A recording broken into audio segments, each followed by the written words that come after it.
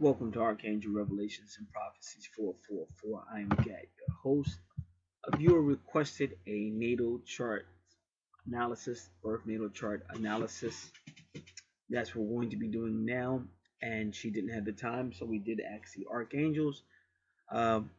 Archangel Gabriel did step up, and we're going to keep it at that. We're going to make a note of that, but I'm going to wait till we get into the read, to the analysis. And because of the way the cards came out, we have 8:16 p.m. as time of birth. One time I did that, and I used the same cards I used today, and a female told me she was shocked because I had the time of birth down to the T. Because she knew it, but she said she didn't know it, but she did know it. But all glory to Spirit and the accuracy of the archangels. And again, remember, the archangels work in the spirit of love, so you just have to come with the right frame of mind, and you'll definitely get the answers that you should get. But it all depends on where you're at. Some people come with a argumentative spirit, or they're trying to disprove, or like really silly and mature energy, and of course that's what you're going to get back.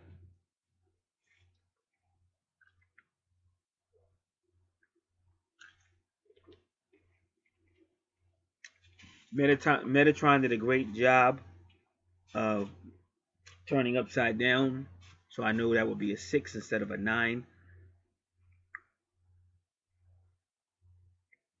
Or whatever happened, I forget. Either way, he came upside down. Yeah, so because he is the 6th house. So even so, if it's 8:16 p.m. and 8:19 p.m., either way. But it may also mean keep an eye on anything Virgo. So we're keeping an eye on the Moon and Gabriel, and we're keeping an eye on anything that's Virgo.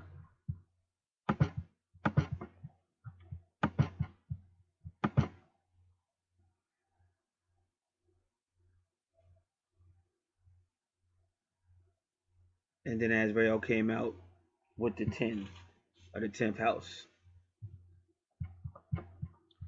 All right, we're starting. So her first house is her first house. All right, so just so we understand, the ascendant is where the sun was going over the horizon when she was born. The east point is where the sun is going over the ecliptic when she's born, but the east point is more or less considered like the heart of the sun.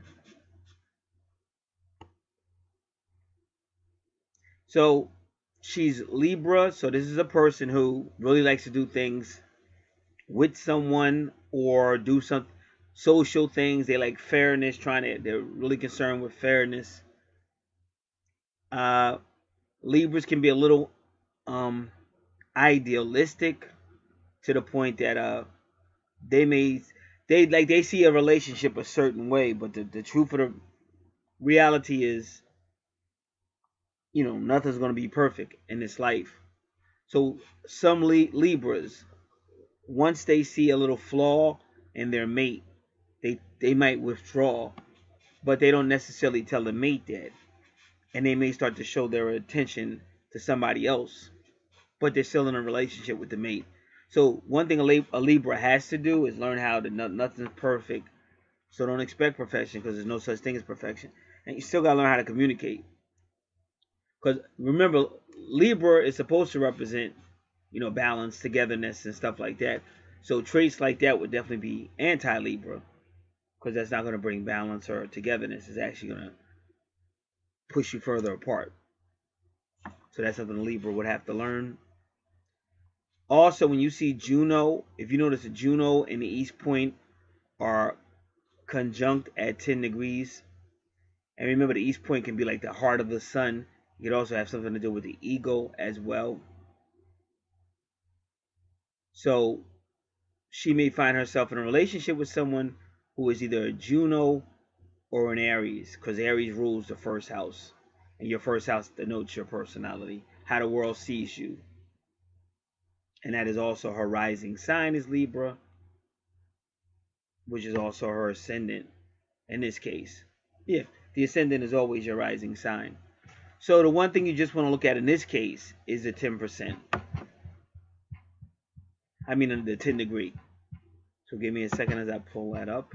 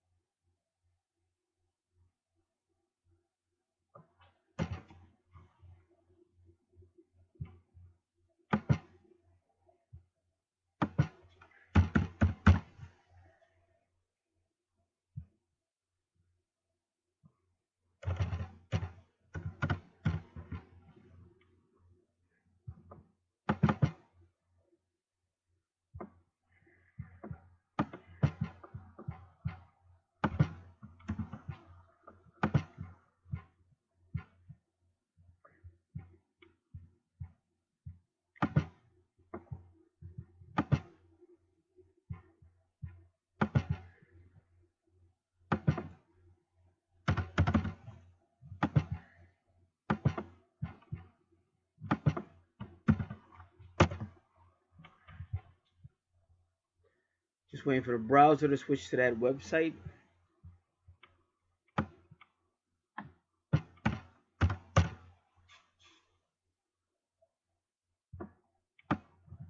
Okay, so number 10.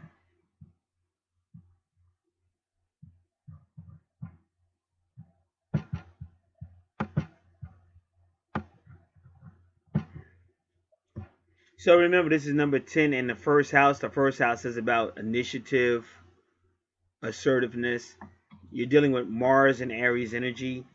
And then number 1, because the number 10 is going to go 1 plus 0 is 1. So this is going to be somewhat of the independent person.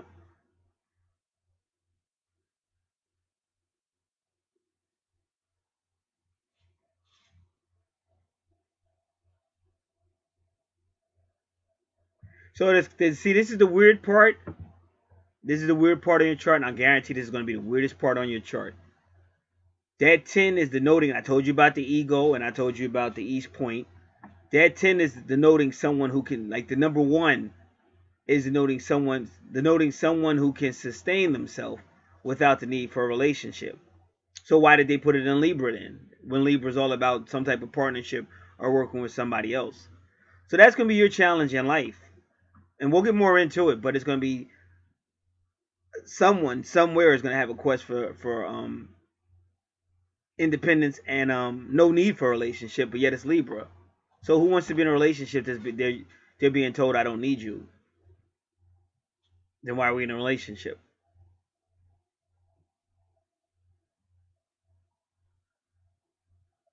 So the number 1 is comfortable with being alone. The number 0 is concerned with inclusion. So it may be because a lot of times your twin flame, your twin soul is opposite you, and she may already notice or whatever. We're just getting into the chart. But remember, your 12th house is about endings, and your ascendant is usually about, it's almost like coming up out of the water into the new life. That's one way of looking at it. But it still depends on how the creator, whoever did your natal chart, how they wrote this, because it's a script.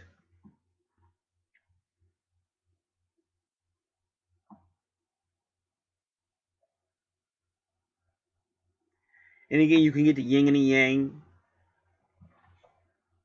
So that's going to be kind of hard because 1 is going to want, hey, togetherness and let's go and let's do this together. Hey, what are you doing? Another one's going to be like, yo, chill. You know what I'm saying? Like I'm not with all I'm not with all that touchy feely. So that's going to be hard. That's going to be hard.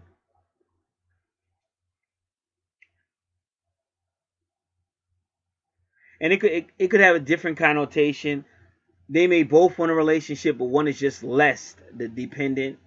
One may be okay uh, without always needing the other person.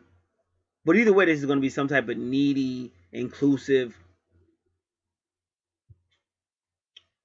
versus. Nah, I got that. I got it. Nah, that's all right. You don't have to come.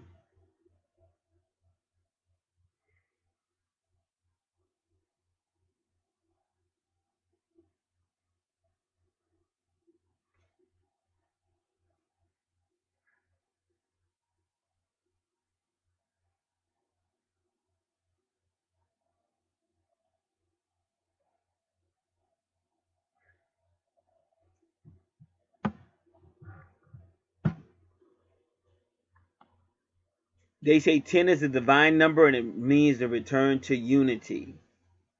So in a past life, you two may have separated, because right now that's definitely about your twin soul. But like I said, everybody, you have to realize that in life, if you once you understand natal charts and stuff, you will meet other people who will still show some of the same energies or ways as your soulmate. And I don't know if this is going to help, but this is one of my best oh, come on. This is one of my best examples. When I was in this relationship years ago, the other half wanted out, for whatever reason. Not saying she was right or wrong, but at that point she wanted out, and that's just the way it was. So we went our separate ways, and then I met the Kenyan, and well, the other one was still coming around, but then I met the Kenyan. So then I guess she is still trying to come around or whatever it was, and the Kenyan wasn't having it, you know. So I was at work one day, and this is the crazy thing, and this is how crazy this gets. But this is how this whole soul stuff works in your little journey here on planet Earth.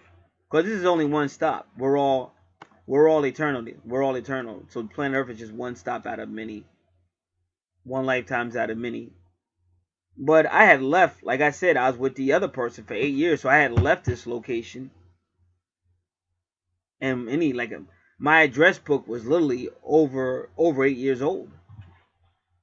I forgot I even had a darn thing. So anyway, it was in a desk or something, and I guess the Kenyan just went through my stuff. But this is what I say. People have supernatural powers and stuff. Because how she did this still amazes me to the day. Because I forgot about the stupid address book. Hadn't seen it in over 8 years. It just happened to be in a desk or something, left over from when I was single. But either way, she found the person I used to be with 8 years. She found her work number.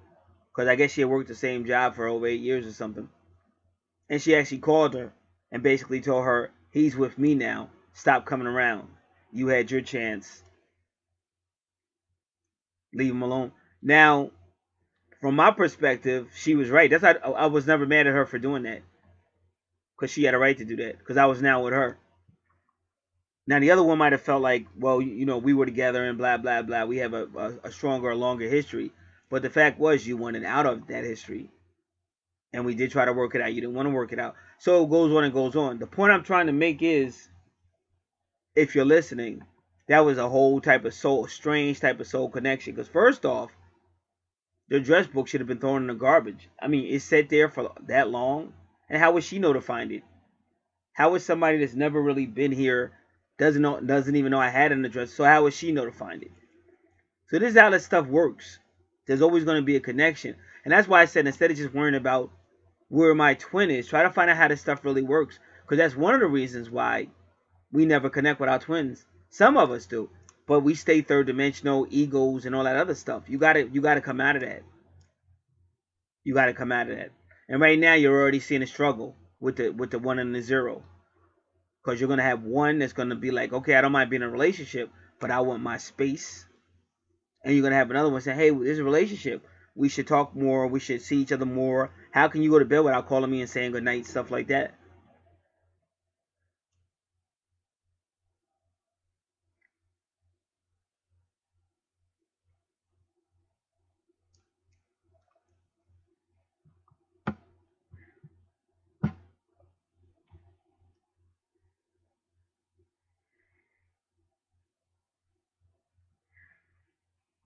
Now, when you get to the tarot card, 10 is the Wheel of Fortune. Now, that's going to be important. Why? Because the Wheel of Fortune is Jupiter, and Jupiter rules Sagittarius. But they say that Jupiter is like the father, or something, like almost like the father or the older lover of Juno. But Jupiter is also said to be the father of Venus in some beliefs. So all this is going to be important on your chart.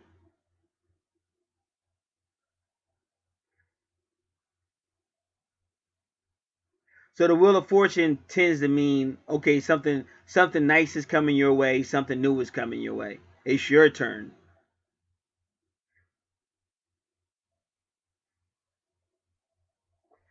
But the Wheel of Fortune can also mean, okay, now it's some bad stuff coming. And that's why you live. It's your life. You'll know which one it is. And also, if you're having a reading, you can tell by the other cards and stuff in the reading. Lucky stones for the number 10 include the yellow diamond and the topaz.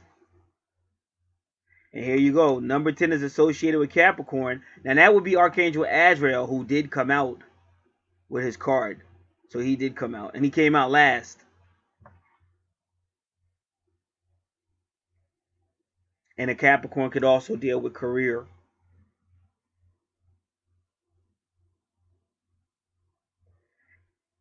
In the birth chart, the 10th house is the highest point in the chart, just like number 2 represents one's highest potential.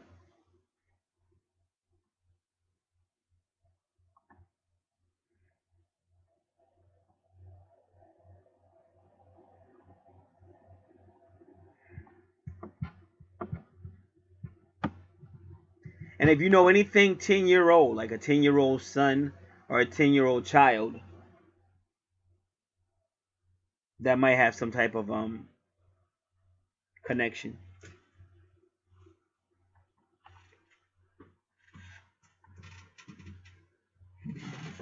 So 10 says the understanding of unity, but the need for independence. So maybe in a last lifetime, somebody was a little too needy. And so now that they kind of try to say, okay, yeah, you can be in a relationship, but that doesn't mean you have to be with that person all the time. You don't have to be codependent of that person. And that could work both. Either way, that could be you or the other person.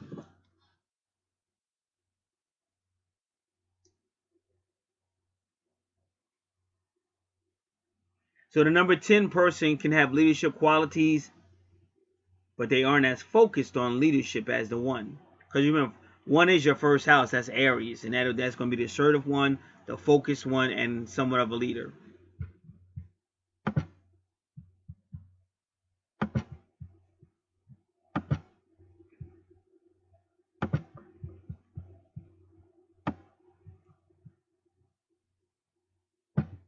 Tens can be very ambitious because remember, 10 represents your 10th house ruled by Capricorn. So wherever you see Capricorn on your chart, Saturn on your chart, and even your 10th house is going to be connected to your first house. And also, there's going to be a little bit of karma there because remember, Saturn rules Capricorn, but Saturn is also about karma. So even if you see the number 17 or 8,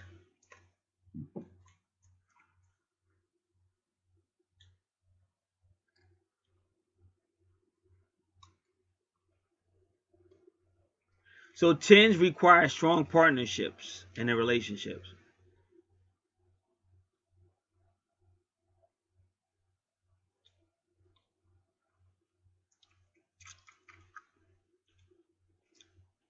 But a 10 desires a partner who is slightly submissive. Number 10s do not like interference. But they also do not like to interfere.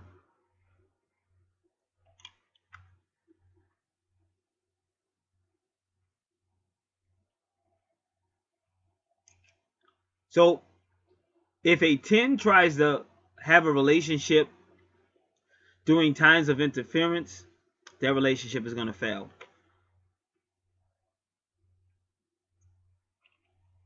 10s are very sincere people and they expect others to be as honest as they are.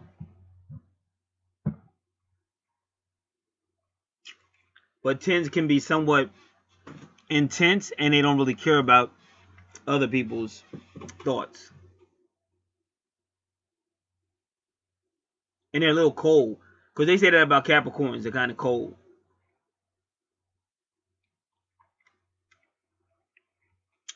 So if they get a position of authority, they have to learn how to be more considerate of people's feelings and things of that nature.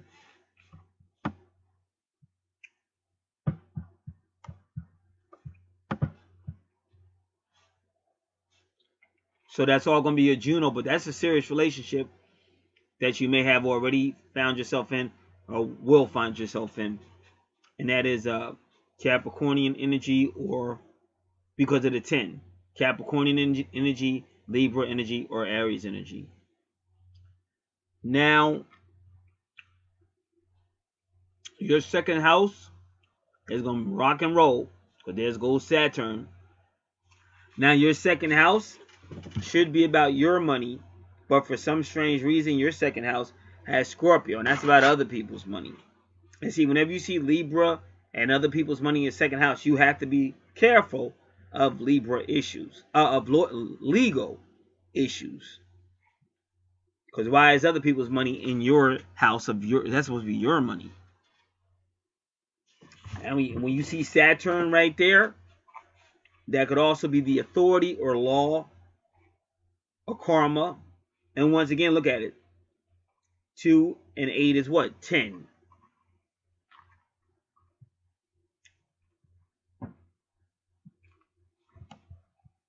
I'm going to take a quick run of the number 28.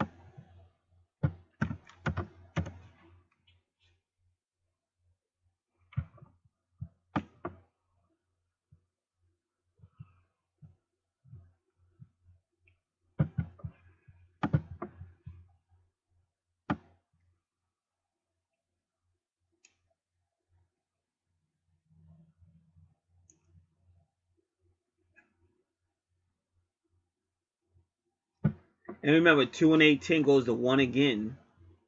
So they're still kind of saying almost the same thing. So this could be, that Saturn could represent the side, the other half. Because I'm talking twin. I'm talking twin souls, twin flames. Same thing.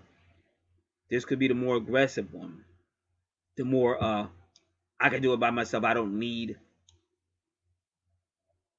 But again, we're talking about other people's money. It could also be shared resources. But you just have to be careful. Pluto retrograde means you're going to lose something. Because if you didn't lose it, you wouldn't get to where you need to be in this particular lifetime. So Pluto retrograde in your second house means something significant to you that you're depending on or too codependent on will be lost. This is your second house ruled by Taurus of possessions, finances, and your value system.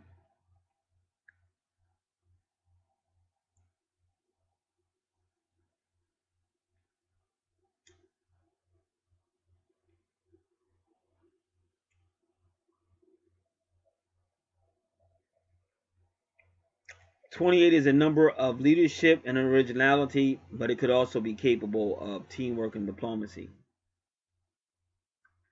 And they say this is the businessman. Business manager. And again, this may be somebody that has a job dealing with other people's money. And that's their job. Because remember, Saturn could also be an administrator, a boss, or some type of because you have to understand, let's just say, I like to keep things simple. But you know, if you ever know about fast food, I haven't worked in a fast food restaurant in a long time. But when I did, we had who was called the crew chief or the production leader. So he was a little kid just like you, teenager. But yeah, he was a boss. Like they gave that little kid a lot of responsibility. And you had managers over him and manager trainees and associate managers. Like they used to run in fast food restaurants. You better be able to take instruction because you had so many people telling you what to do. I had a relative that worked there with me. She quit immediately because she didn't like how they talked to her. And she quit immediately, and I was just laughing.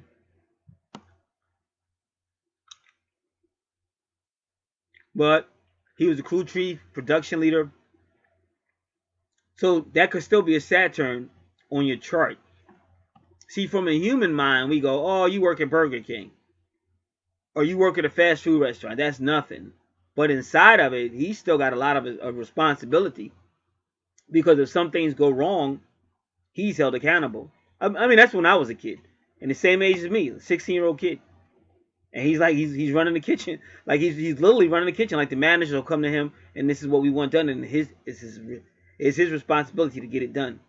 And he can actually tell you to stop. He could tell you to go do something. You like if you got an arrogant problem, you'll be like, hey, you're the same age as me. I'm not listening to you. But you can get fired. At least back then. I don't know what they're doing now. So that's still Saturn. That's still somebody with authority. Because I'm trying to make sure we're on the same path of where spirit is leading. Because right away somebody sees Saturn and they think that's a big boss or a big administrator. No. Even if you work, let's say you work in a bank and your job is just to reconcile whatever or add up the checks. That's still your authority in that area. So even if you answer, let's say you're the lowest person on a totem pole and everybody else is looking at you like you're the low level, but that is still authority because that has to get done. And if it's not done correctly, it's going to affect that bank and people's accounts and stuff like that. So that's important.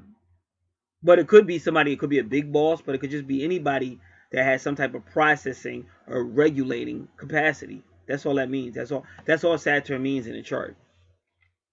This is somebody making decisions, and this is somebody that can greatly alter something that's going on.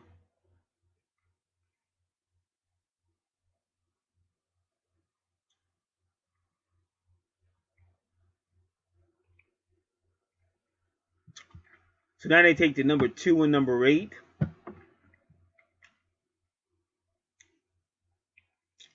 Two is cooperation, partnership, teamwork.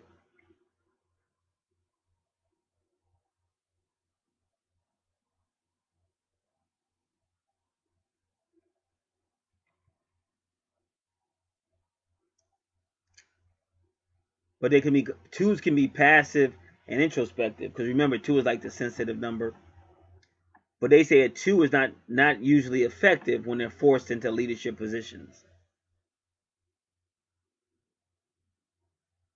And again, the number 8 is more outgoing. I guess you could say introspective, I guess. And more materialistic, because that's what you got in the second house. That's the money house. But it's also other people's money. So this is definitely some type of business where they'll be being involved with other people's money.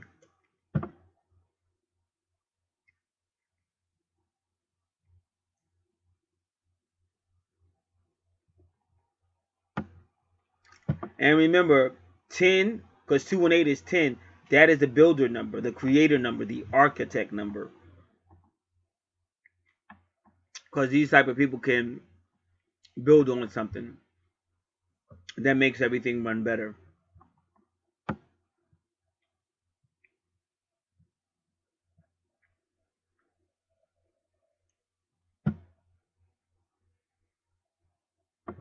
But 28 can indicate unbalance, and that's what you have here. But we knew that in the first house.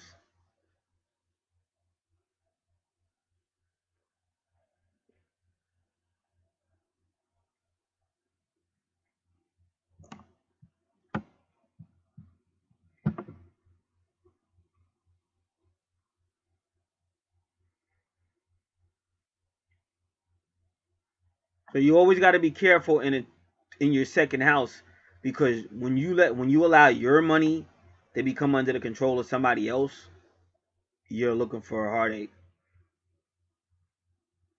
Because plus with Scorpio, that's a lot of power struggle, a lot of watery emotions.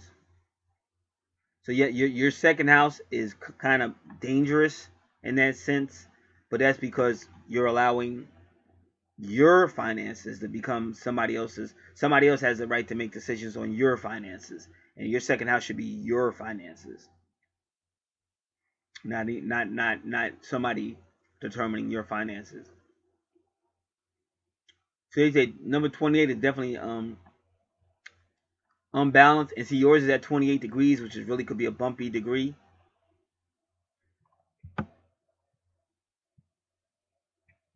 So you have that will be a strong advisory to you. Get a better grip on your finances, because it's bouncy. It starts off bouncy with Pluto retrograde, and then it kind of ends bouncy with 28 degrees. And we'll look at that where that 28 degrees is again. Right now I'm looking at another browser, so we'll get back to the picture in a second.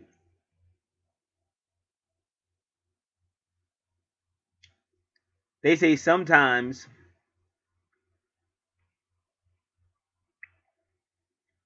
Because 2 tends to be spiritual, passive, and introspective, but 8 is highly materialistic.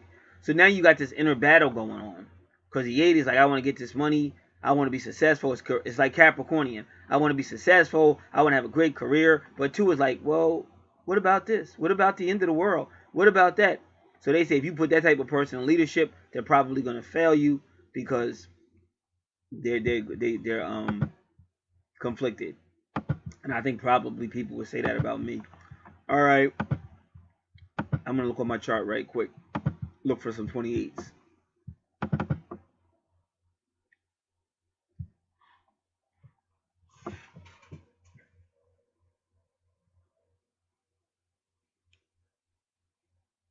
Yep, there goes 128.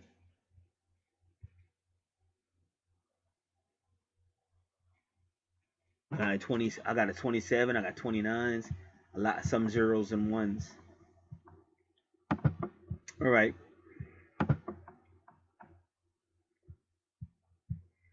Yeah, so that's at your Saturn. So if that's you, if that Saturn is you, they're implying that you may blow a good situation because of being maybe too introspective. Because even my boss told me about that. My boss told you think too much or too spiritual, but that's not a bad thing. I'd rather be spiritual than anything else, but that's just me.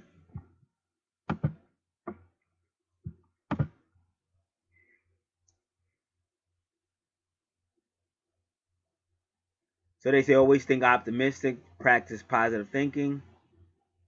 Because by practicing positive thinking or affirmations, you will activate higher frequencies, and it'll help you. Also tap into your spirit as well. The archangels are always there to help.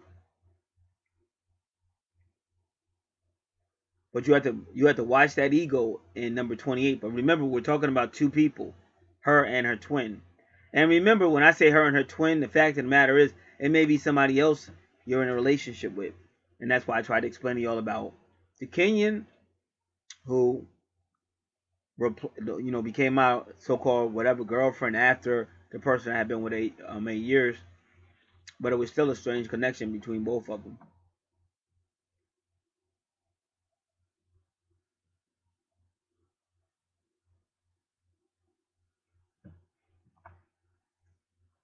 They encourage you to meditate with the number. If you got number 28 on your chart, meditate to try to get a more larger, more balanced perspective on life. And they say also learn gratitude and compassion because it's good. I had to learn that as well because it's just human nature to complain about what we don't have or just focus on what we don't like, or we have to learn to be thankful and be grateful.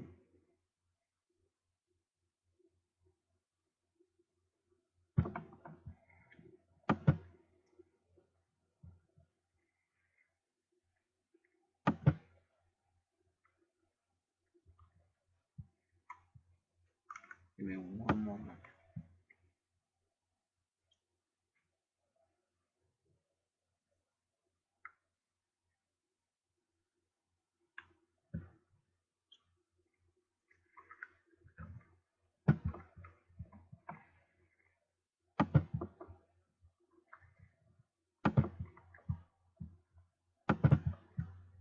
All right. So what it's looking like so far is, yeah, it's gonna be somewhat of a war because you're gonna have one person that's gonna be more materialistic than the other one. And like I said, I'm saying twin flame, but again, it could be anybody that you find yourself in a relationship with. Because even when you look at that Pluto retrograde, notice how they're both number 4. Basically, 4 is the angel number. And then you have Vesta right there. See, Vesta also, she could be like an angel. She works with Virgo a lot, which is like the Mother Mary. She could be like a priestess, an angel, but she could also be highly sexual. See, she's with Scorpio. And some people see sex like a Scorpio person might see sex in a spiritual way. But whenever I see Vesta conjunct Pluto. Now, astrologers say Vesta conjunct Pluto is a person who'll do anything to get what they want. Now, right now, we got a full moon coming in less than 2 days. And then 2 weeks later, you have a partial solar eclipse. And they say with that partial solar eclipse, you're going to see a lot of betrayals and that type of person. A person will do anything to get what they want. And it is going to have a Scorpio influence because it's going to be highly sexual. So if you haven't ordered that, you might want to order that just so you know what's going on when that comes. Now, but when I see Vesta conjunct Saturn, Vesta doesn't like abusive male energy. So she'll show up just to confront it. And that's why I said sometimes that's why things go legal and things of that nature. Because Vesta will show, and Vesta does mean isolation. She means fire, she means spiritual stuff. She means energy, but she can also mean isolation, like the 12th house or incarceration. So you got a lot going on in that second house. And again, just a piece of advice, always you have to make your decisions when you're dealing with finances because you're going to answer for them. So if you got a partner or something like that and they're doing some shady stuff, they could come for you. And anybody that watches the news, you've seen some ugly situations when they wanted the husband so bad, they begin to put pressure on the wife more and more.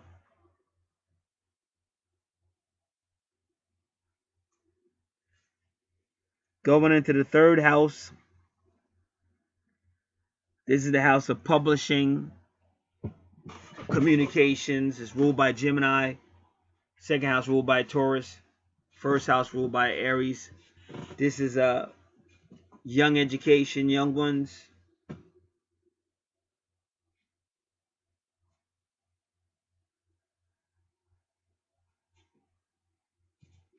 Young adults. Short distance travel. It's a very creative house. And again, whenever you see that, like, Scorpios or Sagittarius, these people can be psychic as well.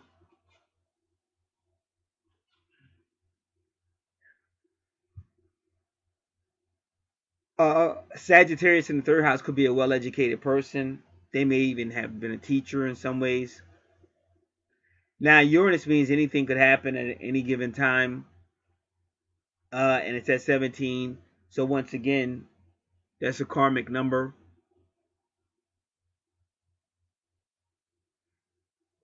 But if you see Sagittarius in the third house, this person is probably a little bit more mature than others might be.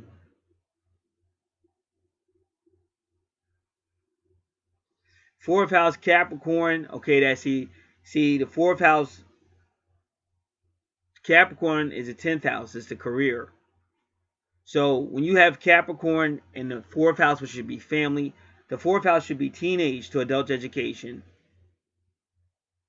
land, property, or real estate, ancestors or family, the heart or health, vehicles and travel, any Imom Coeli, who is the mother, who is in a person's subconscious mind the whole time they're on planet Earth. The fourth house is ruled by Cancer, and usually the moon rules Cancer. So what you're looking at in this fourth house is somebody was maybe a little too serious, or they even had a house, home run business or some type of family business, or they just worried a lot about their reputation, what other people knew. Now the reason why Neptune is there is because Neptune again is idealistic. So Neptune tends to oppose Capricorn, because Capricorn is a lot like Saturn. Capricorn wants to be serious and wants everything understood, everything under wraps, whereas Neptune wants to dream. So again, and even in the family background, they have those two different energies opposing. The one energy that wants it to be solid, feeling it, touch, smell, taste, feel, hear. But Neptune wants to dream. That's why they call Neptune a deceiver. Neptune wants to dream. It doesn't have to be concrete for Neptune. Neptune will go out in the fantasy world. So they had this type of battle going on in their family that they came out of, or they're going to have it going on in some type of family situation. So with this chart so far, you see a strong tug going on between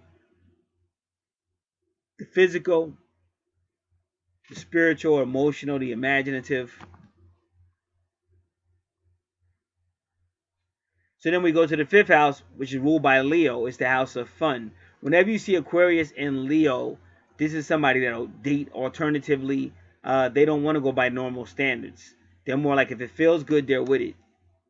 And that'll go back to that Neptune energy as well. If I can dream about it, if it makes me feel good, I'm with it. I don't care what you think. So that's Neptune. This is all any type of fun, any type of recreation, again, travel again. And Aquarius is usually the people sign. People, friends, family, groups, and also rules the 11th house. So we'll wait till, and I think, yeah, you have Leo in the 11th house. So we'll wait till we get there.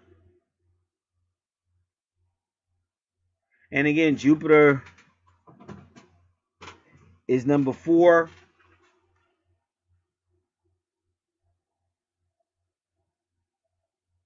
And remember, I told you about Gabriel, because Gabriel represents Cancer, which is the 4th house. But the number 4 card, I forget where Aries fits. But I think number 4 can be associated with Aries as well.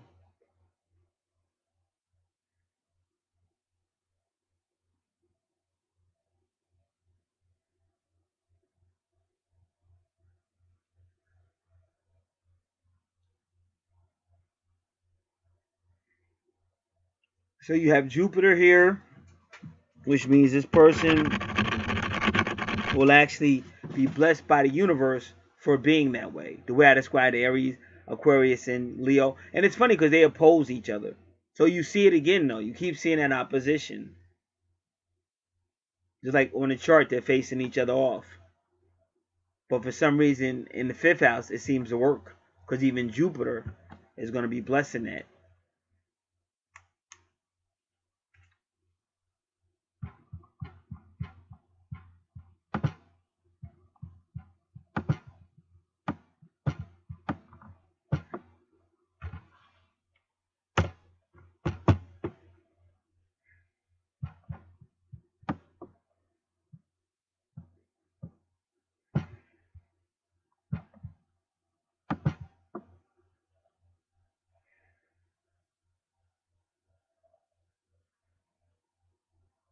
So number 3 is unbridled creativity. But number 4 is conscientious and responsibility. So it's still messing with that earthy Capricornian mentality.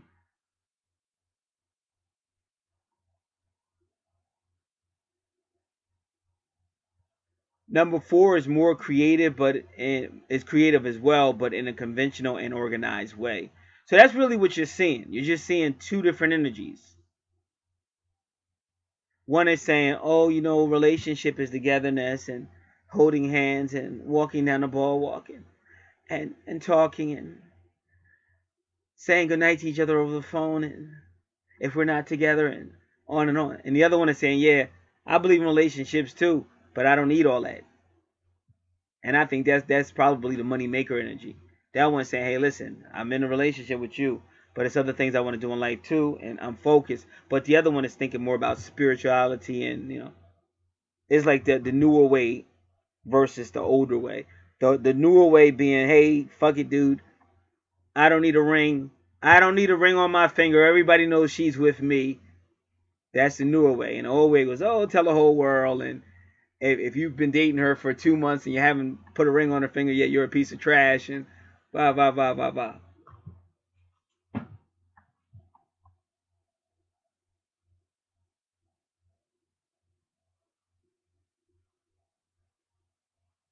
So number 3 represents the creator, but number 4 represents the person or the energy that keeps it all together, the builder that puts it all together. And that's what I tried to tell y'all earlier. When they're agreeing, they're totally agreeing what I told you about the crew chief. Because he might not be the big boss, but that dude back, he ran a whole lot of he ran that place. And I'm sure he could have got people fired if he wanted to, even though he was only 16, just like everybody else. But that little dude, I remember that little dude ran that kitchen, and he went on to have a career for a while in food and stuff.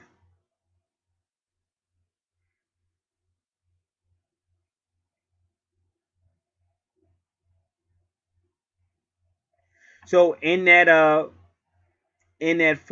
fifth house, somebody is able to take fun in an alternative way of dating and fun and actually make money off of it. It kind of seems like this person is thinking about income and business all the time, which is one of the reasons why whoever it is, he or she don't want no lovey-dovey energy where, oh, I'm laying around with you, but I'm not establishing something for myself. But again, the warning is you have to be careful, because sometimes we do that. We go, oh, he's good with money, but that don't mean you trust him with your money. Because just because he's good with money, something could still go wrong. Everything can go downhill anyway. Everything could sink, or the person might rip you off. You really don't know that, or somebody might rip him off. But since he's dealing with your money, you're getting ripped off too. So that is the warning of this chart in the second house. So yeah, so the number 4 card in the tarot is the Emperor. That's Aries energy, just like I said. And that goes back to your first house, Aries. So whenever you see 4 on your chart, they're talking about this person. This is the one that's going to get the job done. This is the one I call like the Capricornian energy, the businessman. And ironically, he's in the 4th house as well. And that's why Gabriel kept showing up. Because Gabriel, like, the cards are upside down, but when Gabriel wants to make himself known, I can see him through the cards. Like, I can see his face, and I'd be like, Gabriel, I know it's you. And if I reshuffle them, you'll still see Gabriel. You'll still see Gabriel looking at you, and you're like, all right, so you know he wants to be picked, and he has the connection to the moon, and also that's a PM card when I'm looking for time.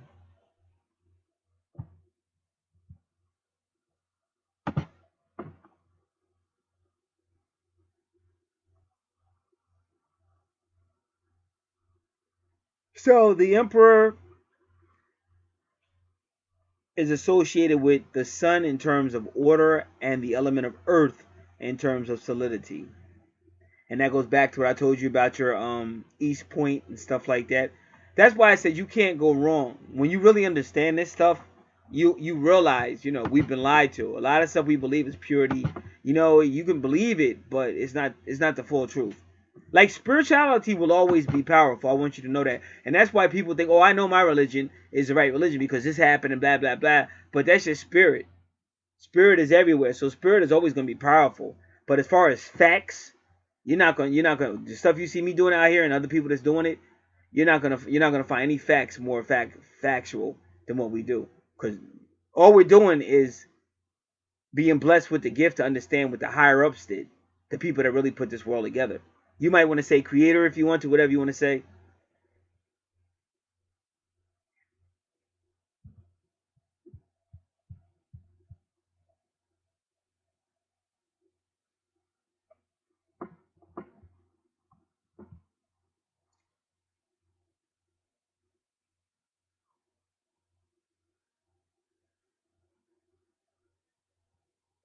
All right. So this guy has even found out a way to make money off of fun. Almost in every house she has, you see this energy making money. Whether it's her energy or his energy.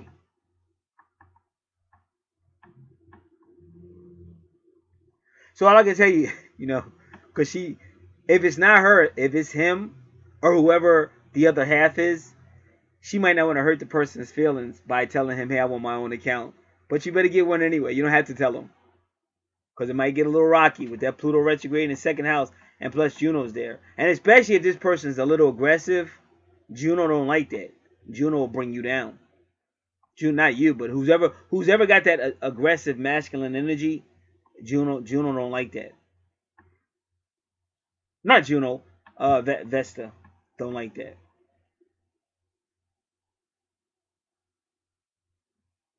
Now there goes the sun, because remember the sun rules Leo, and Leo rules the 5th house. So now there goes the sun, her sun sign being Pisces.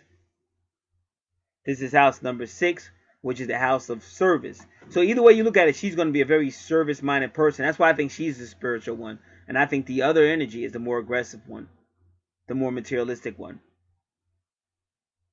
Because Pisces rules the 12th house, and Pisces is ruled by Neptune. And this is all about service and all that stuff. We'll talk more about it when we get there. And the 6th house is ruled by Virgo, and that's all about healing and health and service to a certain degree, and small children, small animals, daily activities, co-workers, and subordinates. So this is a service-minded person.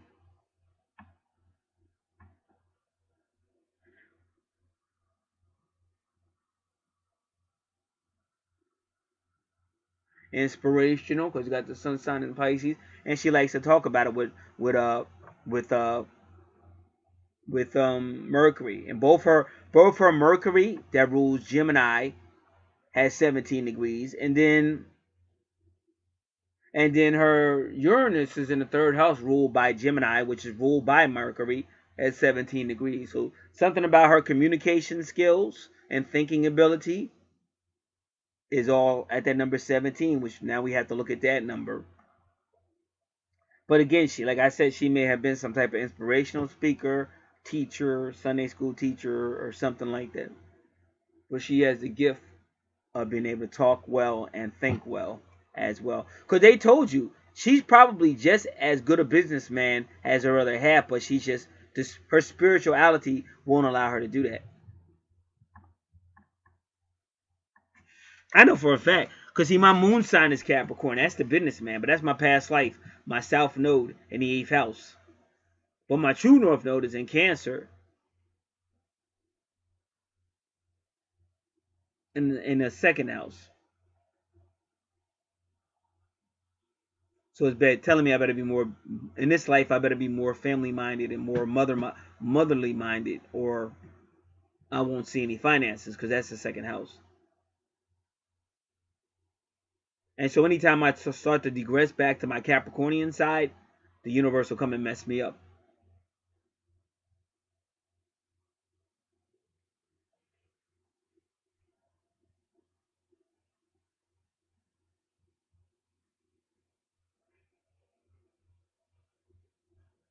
All right, so we have to look at that number 7. And remember that number 17 is still going to break down to the number 8, which is the business number. But like I said, it's also a karmic number.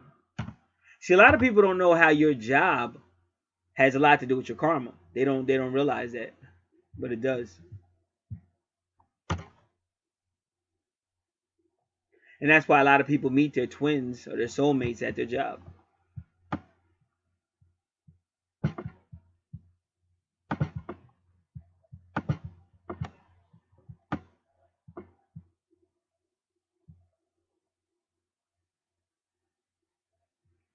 So again, number 8 is a number of power, success in business, material success.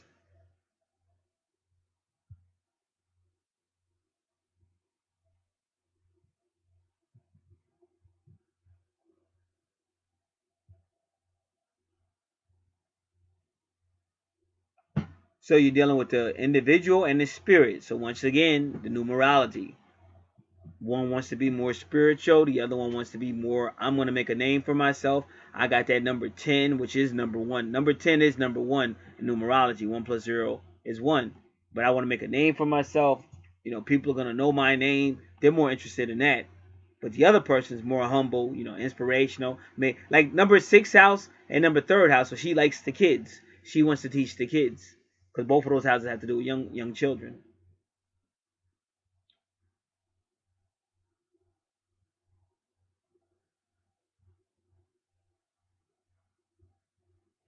But now 17 is more balanced because they told you number 28 is not balanced, whereas 17 is more balanced. Why? Can anybody figure out why? Because it's the more home environment. See, that's what the Libra wants. The Libra wants to be together. But the business sector was like unbalanced because that spiritual side is like, nah, I don't want this because it's dog eat, dog eat. It's like it's too aggressive. It's too much talk about competition and just too much of a drive that scares me. I just feel like you're causing me to lose touch of my spiritual beliefs and stuff like that. So it's not a balance. It's number 28. But then when you get in the home of service, now it's more of a balance because that's what she feels good at. So if he wants to get her to do something, he's got to try to show her, oh well, yeah, we're gonna work really hard and make a lot of money, and then we'll give some money to charity, and then she might get on board. She might get on board. It's kind of like when men used to want to watch football and women would not let them do it. That women would just nag the hell out of them while they were trying to watch football. So somebody came up with a great idea. Hey, sit her down and tell her, oh, this is so and so. His wife's name is this. Oh, he has 3 kids. Oh yeah. And now when football comes on, she's like, oh, so and so just threw the ball. I bet his son is happy. So now she's into the game because now she can relate. Got to know how to use psychology, people.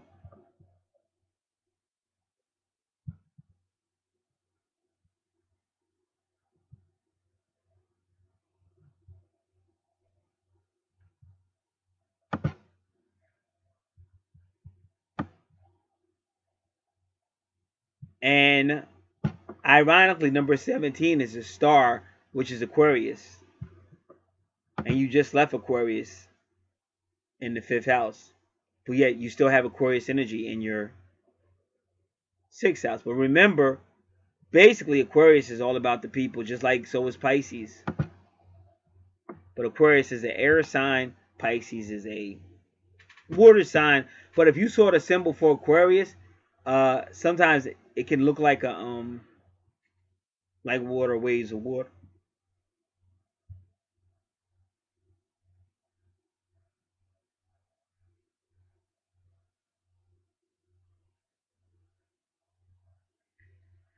So what happens with the number 17, it comes after number 15, which is the devil card, being way too materialistic or earthly.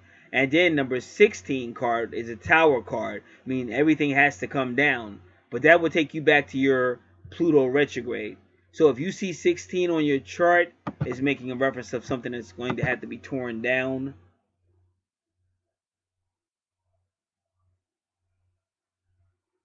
And ironically, number 16 is going to break down to the number 7 as well.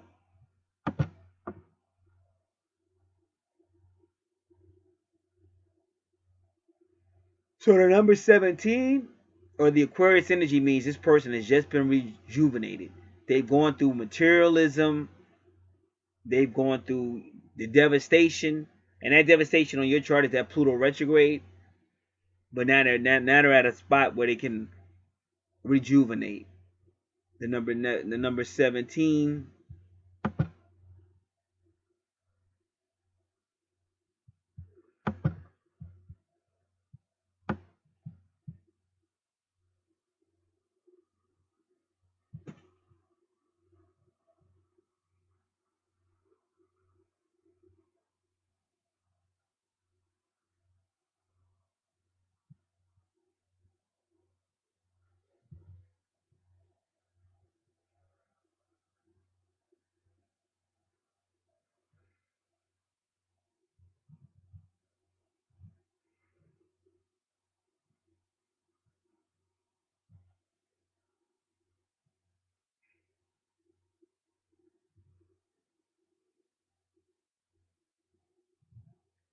And for some reason, they felt the need to say number 17 is 5 p.m. in military time.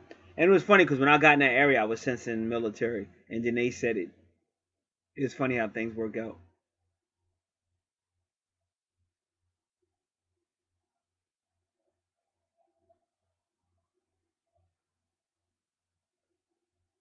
And also they're talking about the number 17, why number 17 is important. And it's funny because I was talking about that guy that worked in a fast food restaurant. And they're saying because at number 17, you're going from adolescence into young adulthood.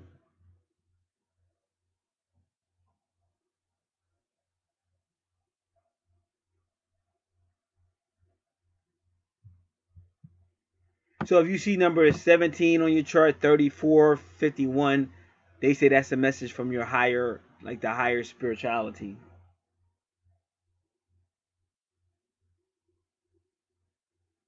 It's supposed to provide you with encouragement, inspiration, and hope. And that's where you're at. You're in your inspirational house with Pisces. But Virgo too, because Virgo rules the house.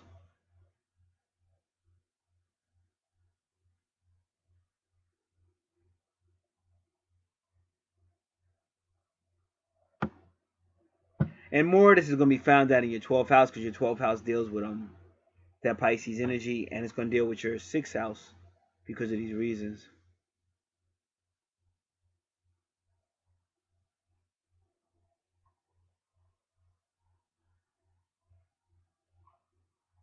Now 17 can be a karmic lesson.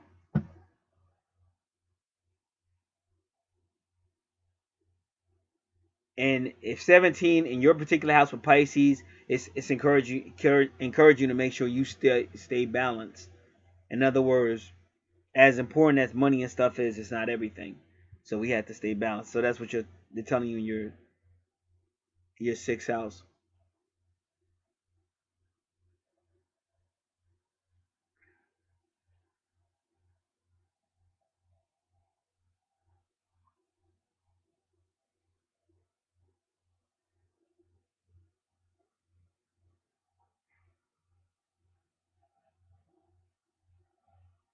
And also Virgo is very detail oriented. So that could be the message too, since this is the 6th house. Because they're saying somebody, when you see 17, when it appears, maybe in a past life, they got too greedy, got too aggressive. So now in your 6th house, they're telling you to be a little bit more discerning, really checking things out. Like I said, sometimes you have to ask questions. And a lot of people don't want to ask questions because they say, oh, he's going to be mad at me. But better him mad at you than you looking at a large amount of time in jail.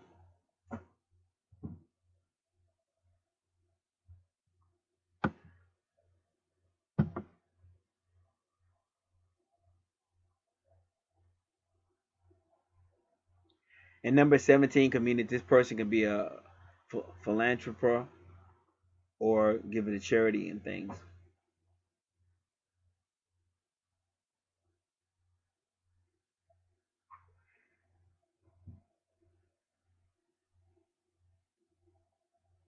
So 17 is a number warning you that you have to balance that spiritual and material energy. And that's what we've been talking about through this whole reading. And by doing this is how you know a person really put your chart together. Like when I say person, not necessarily a human, but they definitely put your chart together. You can see it. That's why I said this is very important, because some people they want to stay dumbed down, but if you really do what you're supposed to, there's no way you're gonna be believing in foolish stuff.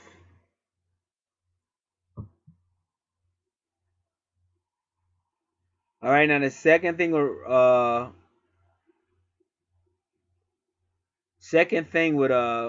wow, this is woo. Your 7th house is on fire. For the most part, Pallas, that asteroid that looks like a diamond, Pallas is just about helping you to see patterns. But when Pallas is retrograde, it's about helping people with social issues, which is what Libra does. This is your 7th house ruled by Libra, so you can remember that as well. Now, at 23 degrees, you have, this is your soulmate. This is that vertex cross is either your soulmate, which is the person who's part of your soul group, but y'all might have a very closely relationship. But it could also be your twin soul, which is your twin flame. Now that would be the same soul, but a different body. But it's definitely something going on here. But see, that vertex cross means that it's going to be a significant event, significant make a meeting, significant breakup. But some type of significant event is going to happen here. But as you see, it is going to be, wow,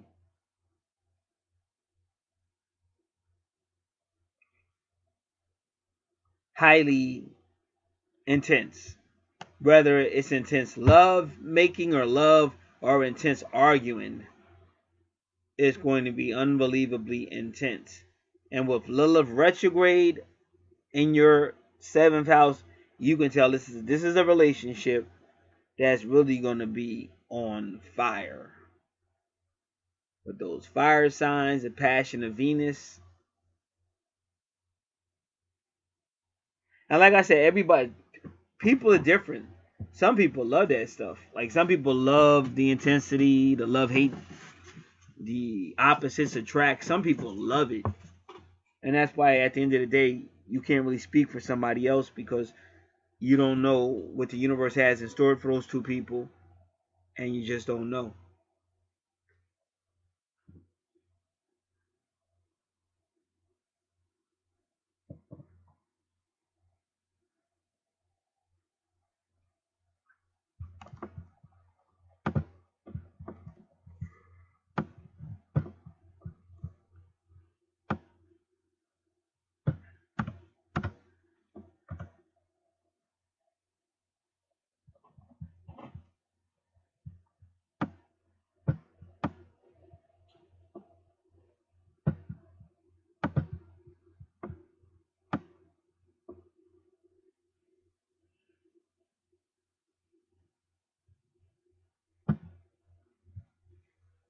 So they say the number 18.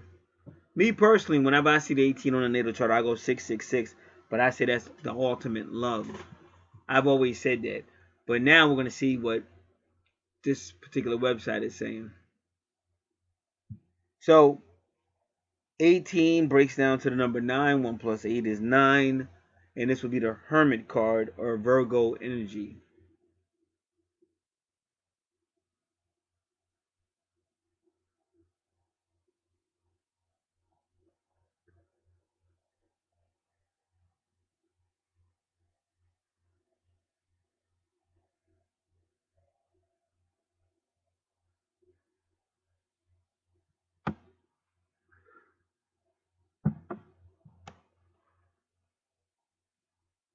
So they say this number could actually lead to the establishment of humanitarian organizations, and that might be why Pallas is in the seventh house.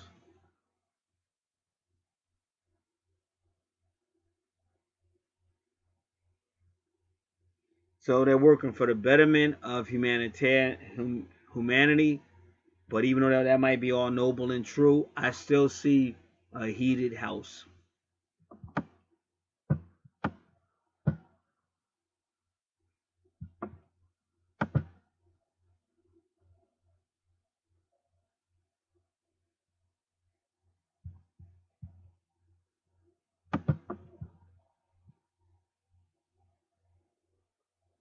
So now we know the number 9 card is. The number 9 card is Virgo energy, Metatron. I even told you Metatron came upside down. So he was telling you something. That's the sixth house. But also now it's this house as well because of the numerology. And when you take a 6 turn upside down, you're going to get to 9.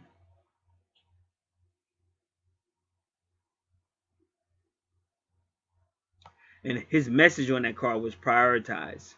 Make sure you know your priorities.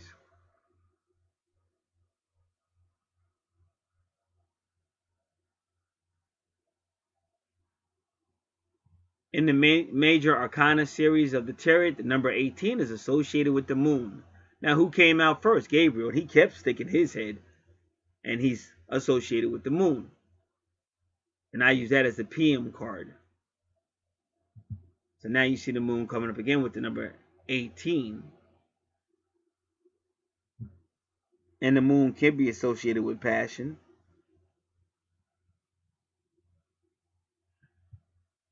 And also being psychic or intuitive.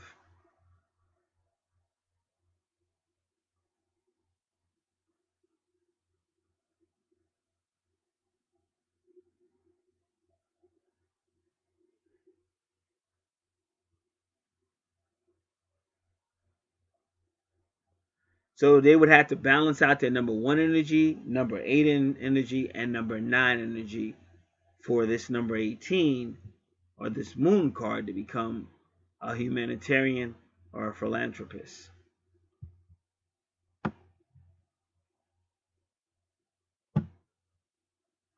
But sometimes it could become a state of confusion that is nearly impossible to reconcile. And you already got all that going on with that Mars, that Venus. It's like you got a lot going on in that 7th house. And they say this is the meaning of the moon card in the tarot. Because you do, like on the tarot cards, you see like 2 different animals, 2 different energies.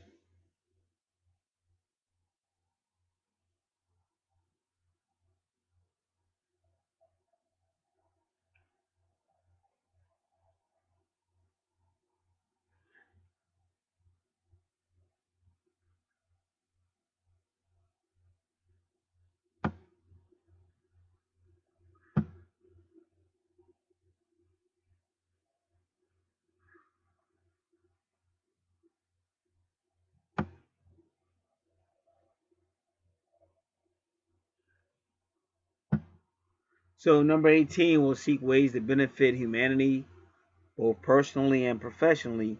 And that's why I keep saying 666. 18 is like almost like perfect love. Like it really is Venus love.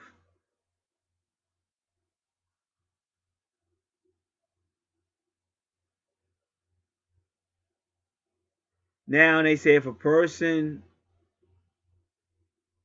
with 18 is not psychologically balanced or spiritually active, they might suffer from imbalanced mental states.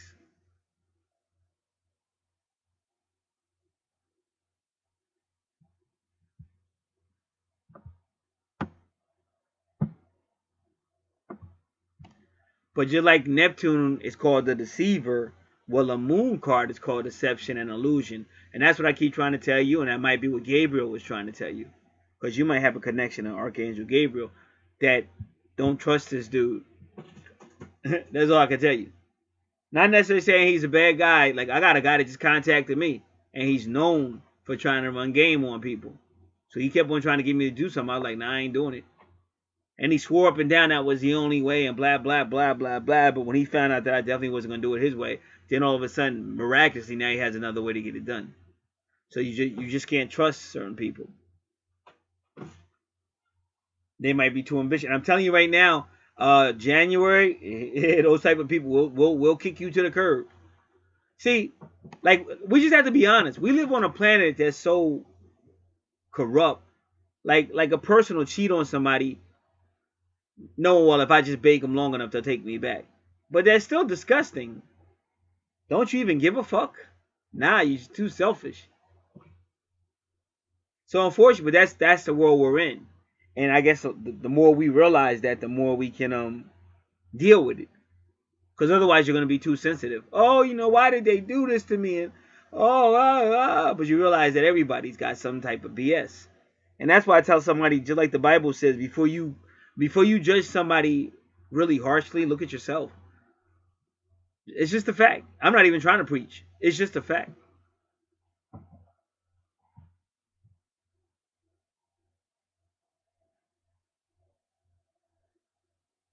And like I said, even the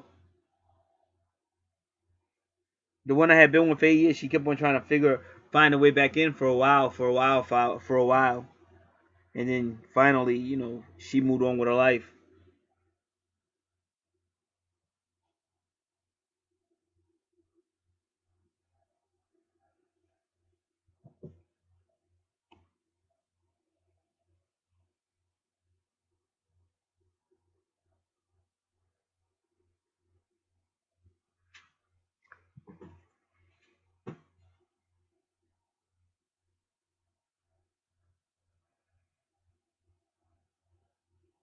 So they said sometime when you see 18, you're gonna have an individualistic one with the power hungry 8. And I think that's what you see going on in the 7th house. They have a beautiful twin flame relationship, but is built on opposites. And I don't even want to say opposites attracting. They probably do attract each other, but it's opposites engaging. Opposites engaging. They say this can be explosive and sometimes disastrous combination of energies, and that's why Vesta's right there, because Vesta will put his ass in jail. If the male is the guy being a little bit too power hungry and aggressive and manipulative, because that's what Scorpio does a lot of times in that second house, Vesta will try to put that person in jail.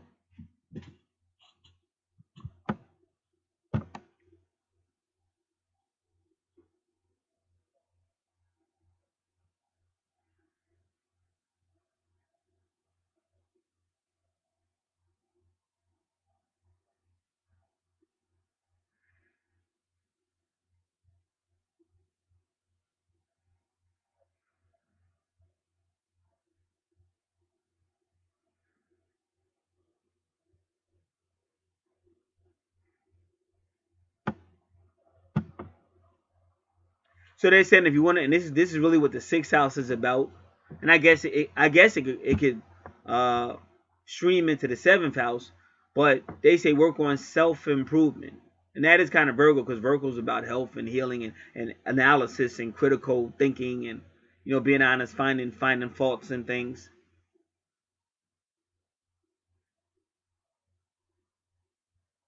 And remember, like a lot of times Virgo can be very because remember, Virgo energy is the sixth house, or number 9. Virgo energy can be very critical, so you got to be careful not being overly critical. But Virgo can't take it. Like if you respond, Virgo can't take it. But Virgo like really have a dry sense of humor, or Virgo will love to laugh over you with what they perceive as your weak points or stuff you got going on. But they can't take it when you respond.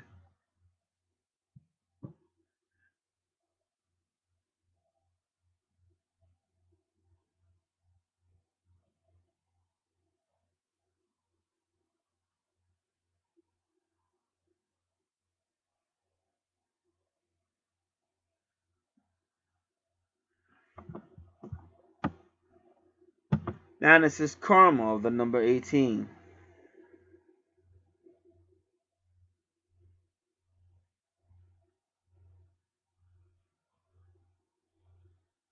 So they say number 9 is a high energy number and is not easily utilized or attained by young people.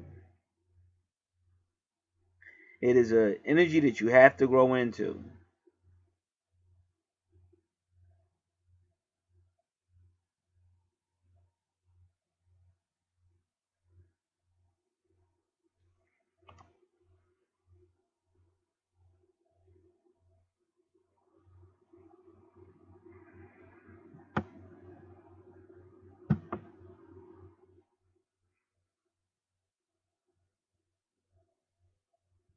The number 18 will make you think about the deeper issues of life.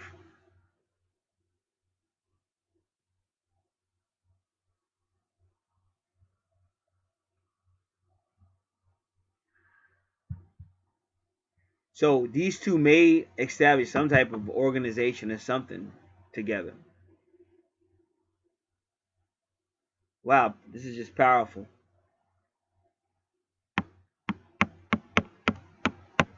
So now she's Taurus in the 8th house, so this is going to be a highly sensual person. Sensual, like massages. They love to eat. Oh, when they eat, they just make sure they want to eat stuff they love. Could be a very attractive person. And Tauruses, because that's a true north node is Taurus, they're very magnetic people. Like Tauruses will attract people to them. And also, like Taurus might enter a room that people are already in it. And all of a sudden, even though they're not trying to make it that way, but all of a sudden they will become like the focus point. Like who's that and who's that person? Oh, let's see if we can get them to talk, or let's try to find out something about them. Or if the people say yeah, they all agree. They say, hey, yeah, we're gonna do it this way. But if the Taurus was to say something and oppose it to go the other way, they would almost, if not be able to do it, they would change the opinion. Adolf Hitler was a Taurus. Look what he did to that whole nation of Germany. He actually changed the whole world. I've never seen a natal chart where the numerology just keeps matching. That's why I said these two are amazing in their own right.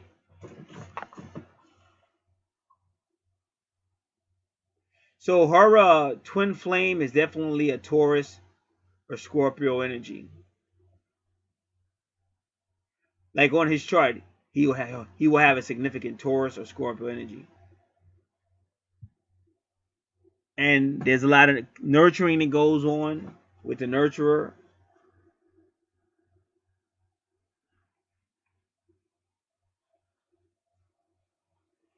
So the 8th house is very sensual.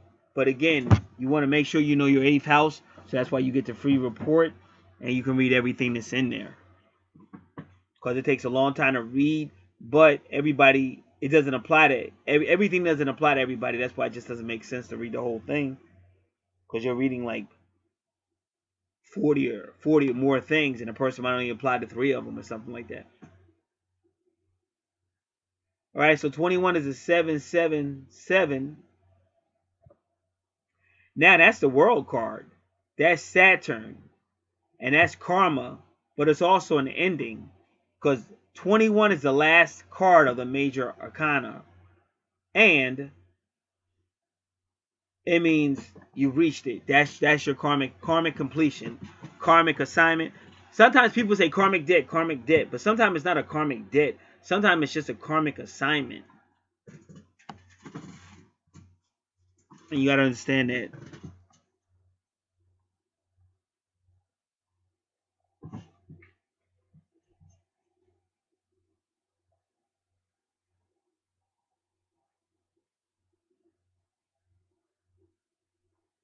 All right. So we know what 21 is. That's still your Saturn energy, which should still be Capricorn, because he has a large Capricornian energy as well. He's just an earthy person. And I believe he has a lot of Virgo too. That's why Metatron came out. And so the Capricorn came out.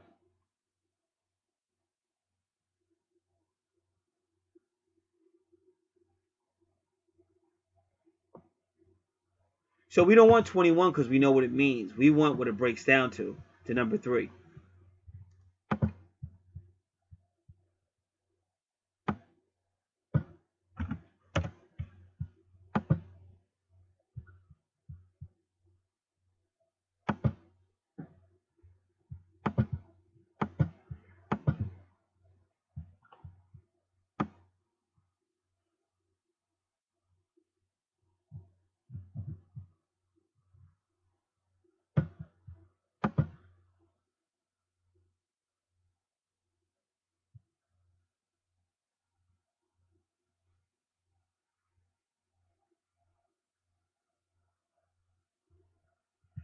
They're saying number 3 is the creative and communicative child.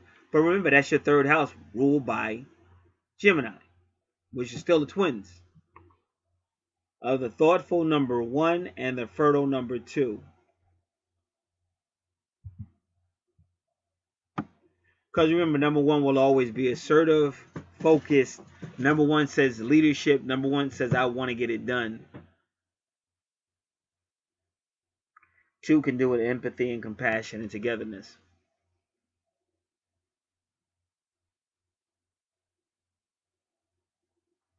Number 3 can be very artistic, very communicative, charismatic,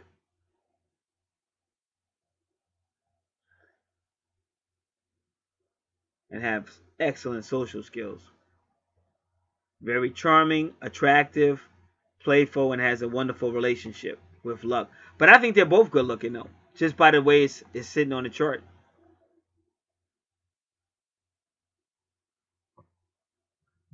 And remember, Taurus is ruled by Venus. Venus rules Taurus and Libra. So now you got a lot of Venus energy in Scorpio. And whenever you got Venus and Scorpio together, that's going to be a lot of deep, passionate sex as well.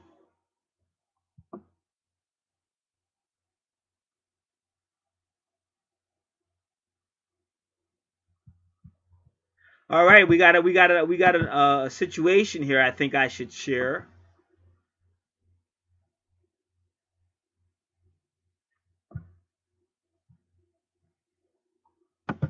Newsflash. KISS founding member Ace Frehley feels that if you got a problem with Trump and you're disrespecting your president, then you suck like disco. Ha ha ha. No, because back in the day when rock and roll was out and disco came out, all the rock and rollers would go, disco sucks. Ha ha. A little sense of humor. I'm sorry if you guys don't have any humor. All right, let's get back. But before we do, let me take care of this. One moment.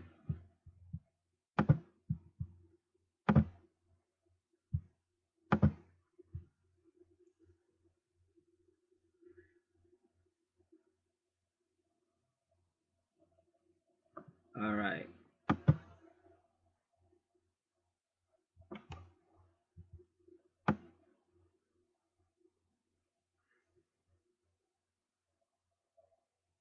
So the person, even if they get suppressed, even if they get oppressed, even if they get depressed sometimes, because a lot of stuff goes on in that eighth house, they still tend to be pretty much optimistic. But they can be, you're dealing with ego with the number 3. You're dealing with ego, so that's either him or her or both.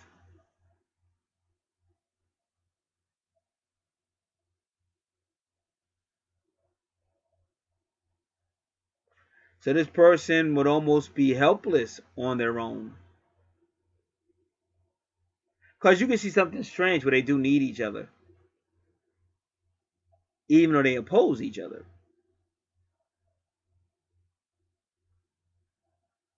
Because this person may have difficulties dealing with challenges because of lack of direction and a tendency to ignore responsibility.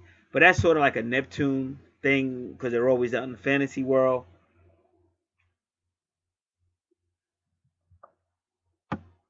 That could also be a Gemini thing because Gemini could be a little immature. But number 3 is a Gemini number.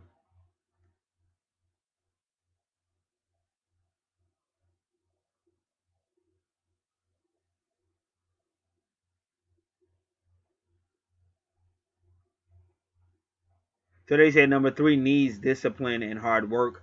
But that sounds like this other guy because that other guy is not stopping to get what he wants.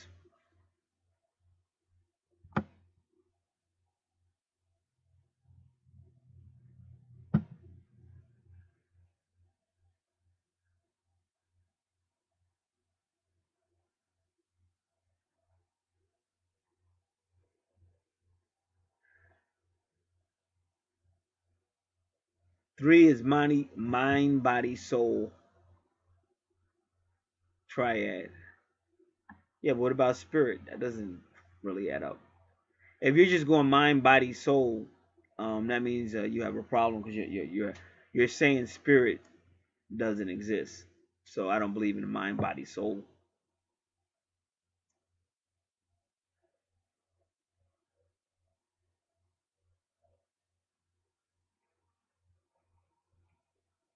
Body, soul, spirit,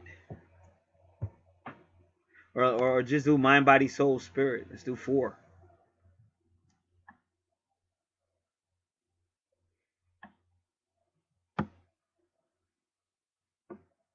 And number 3 is associated with the poetic. That's true because number 3, house number 3 and 5 could both be poetry, lyrics, or whatever. Okay, now number 3 in the tarot card, number 3 is the Empress. Again, ruled by Venus, or corresponding with Venus. And it means abundance. Hopefully not, but it could mean excess. And a strong inner voice. She deals with creation and growth. And she warns against inaction.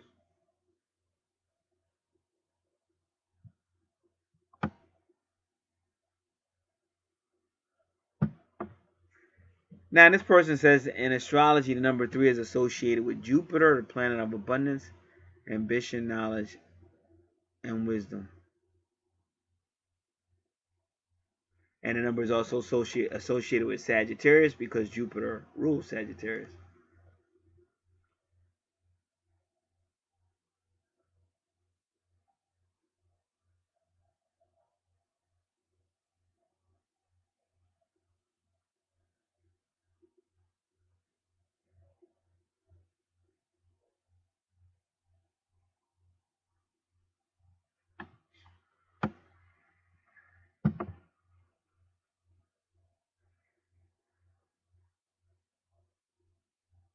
And that's what they're saying. This person can be optimistic, playful, and magnetic. That's what I said.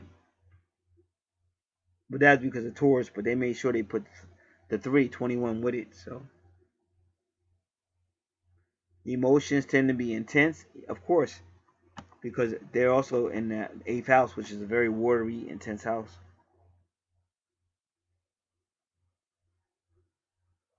And they have a certain sensitivity to higher realms that makes tapping into the spiritual self an easier task. And that's also why they have Gemini. That's why they have Sagittarius in the 3rd house, Gemini. I told you that. This is psychic stuff. That's why when you see somebody like a Steven Spielberg or a Sophia Stewart, these are people that tapped into something more.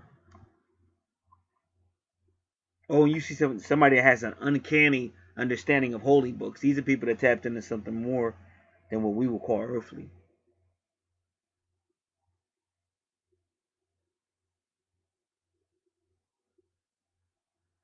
So those with number 3 on their charts have a difficulty in finding direction and must overcome the tendency to procrastinate or avoid responsibility.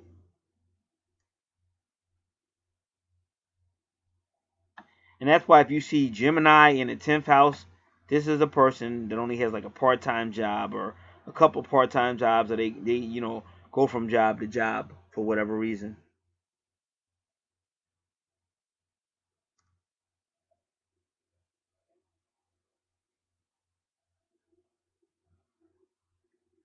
So they're saying this person. But what I'm trying to tell you, if you have a spiritual calling, that's just the way it's going to be.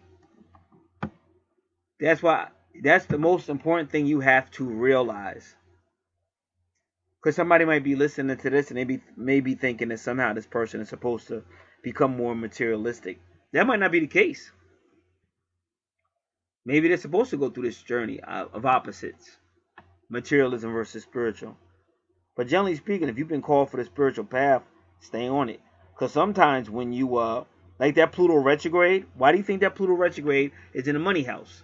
Because somebody is too aggressively wanting the money. And they said it's a past life. They said in the past life somebody was off balance, being too materialistic.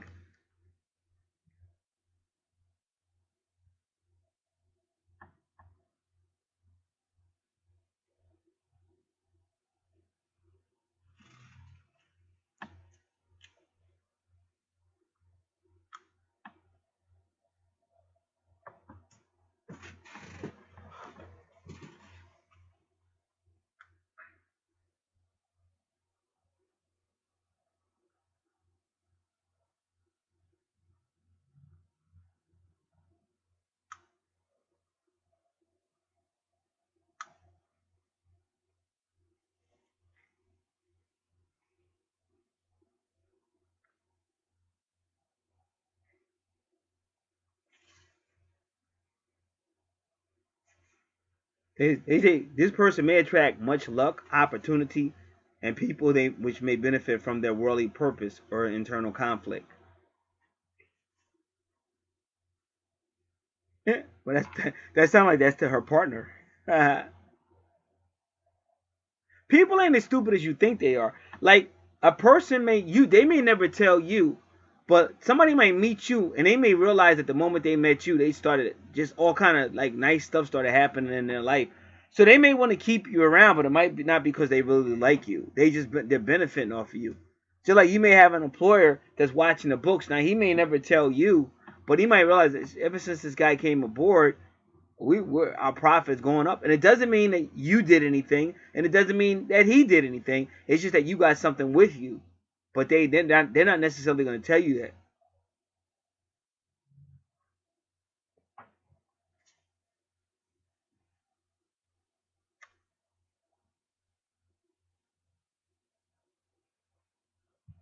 So this person has to overcome the fear of rejection, and they also have to protect their talents or whatever with a little bit of discipline. And they have to overcome the fear of rejection and have meaningful relationships in their life.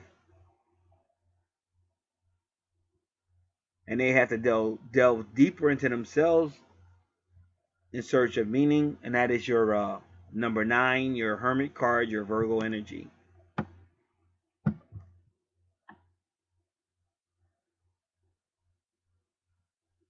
So they say it's good to be playful and optimistic, but you gotta toughen up. And I kind of said that because that second house, you're looking for it. Never let somebody have control over your money. It's all right to work together, but never let anybody else have control over your money. You work for it, it's yours.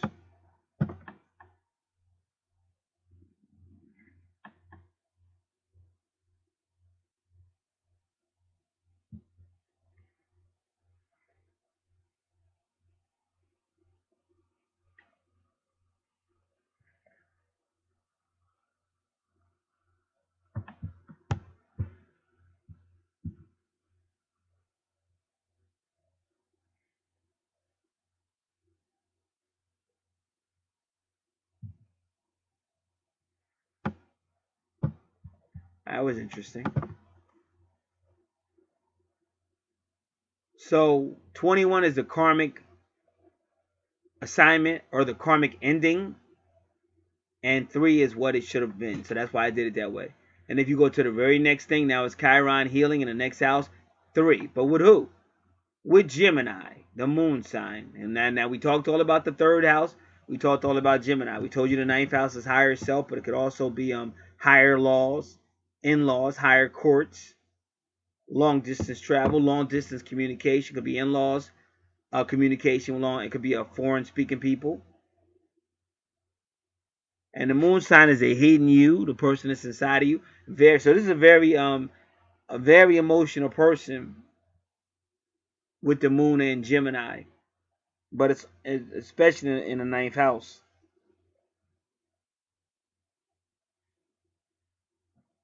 So they're going to be very psychic, like I said.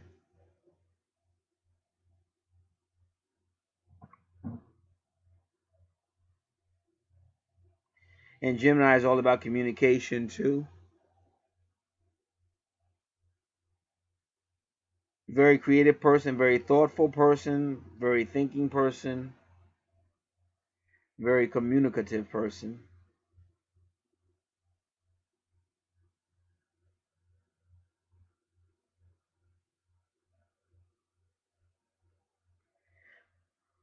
So it's almost like they're telling this person that you have to speak. You can't be afraid. You have to speak because you're helping this other person as well.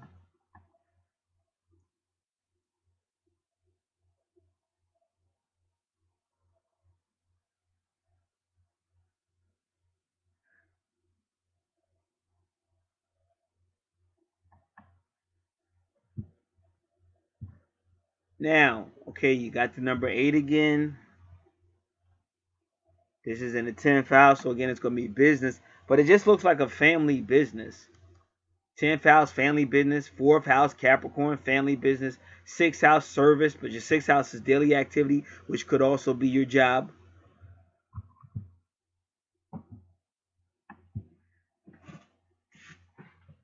And then that number 5, believe it or not, is a lot like that number Uranus. Kind of comes out of nowhere, can be kind of unexpected. And that's good fortune, which we will look at.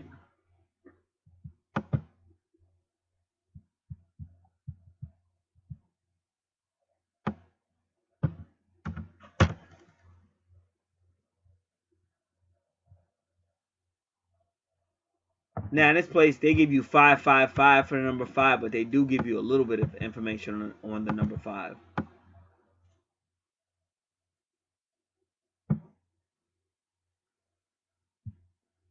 Yep, rapid change. So that number 5 is just like that Uranus in your third house. Because remember, Gemini rules your third house. So I don't know why they keep associating rapid change or something shocking or something that upsets with your communication skills.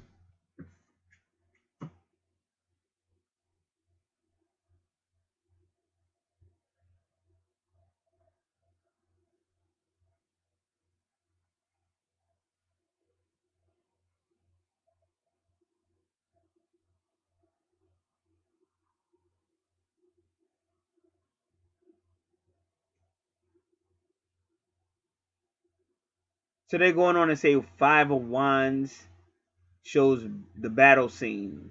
5 of Cards shows, 5 of Coins shows persons who have just suffered an injury and extreme financial. I think I get it. I get it. They're telling you to stand up for yourself. They're telling you got to speak up because your partner is so dynamic that if you don't really speak up, you're gonna hurt each other. Because whether you know it or not, your partner needs you to be as great as he is. Now, whether he tells you that or not doesn't matter, but it's a fact. Just like you need your partner.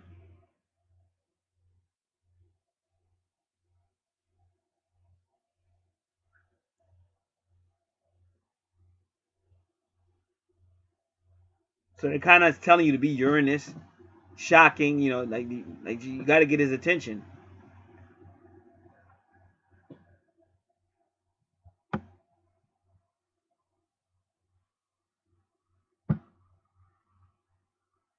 And the change that's coming from number 5 is telling this person that he can't just do what he wants to. Because remember, I'm telling you again, anything with Sagittarius and anything in the 9th house is higher courts. So I gotta, because everything happens out here in patterns, like batches. Like if you're an accountant, you put everything in a batch. Anybody that knows about accounting. Out here, it's the same way. I've been dealing with a lot of this type of energy. It's higher courts, so I have to explain it. When you get in trouble with the state will say, hey, okay, I'm giving you 4 years. But you only got to do a third of that. So you'd be out in a year. Plus, they might send you somewhere that's not that bad. When you're dealing with a higher court, the feds, when they say 15 years, that means there's not no, oh, okay, you're only going to do 8 years. Oh, you'll get out on good behavior, 6 or 7 years. No, no, no, no, no. When they say 15 years, you are going to do 14 years and 3 months, 14 years and 5 months, 14 years and 7 months before you'll ever walk out of one of their jail cells or wherever they put you at. See, that's a higher court. So with a chart like this, when you're dealing with other people's money or what's going on, that's where your ass so good. That's where they put good old Jimmy Baker. How many of y'all remember when Jimmy Baker had probably the most prominent Christian evangelizing organization of all time? I think he even had Jan Crouch and Paul Crouch, rest in peace, if that's God's will. He had them beat. These people made mega bucks. They put his ass in a federal prison.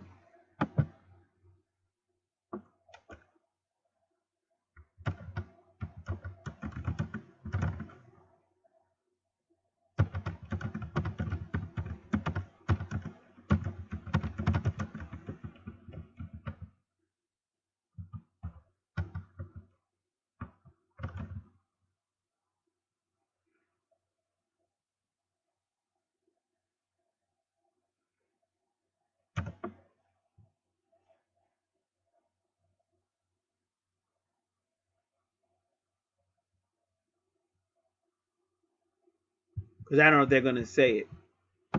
But y'all remember him. But I think he had all of them beat. I think he had Jimmy Falwell beat. I think he had that other guy. I'm looking right at him. The guy that wrote his own Bible. Still around, old guy, still lying to people. But he knew that Bible. Like, I give that man credit, though. One time, I watched one of his old episodes. He had that, because he used to take that Bible in his right hand and shake it up. I used to get mad. Jimmy Swagger. But one day he went through that Bible by verbatim, and he was showing the people how, this is an old Jimmy Swagger, but he was showing the people how Jesus Christ was throughout the Bible, and man, he nailed that. I had to give that man credit for that. And he even said the feminine side, because he even called Jesus Christ the wisdom of Proverbs chapter 8. Like he admitted it, because a lot of Protestants won't admit it.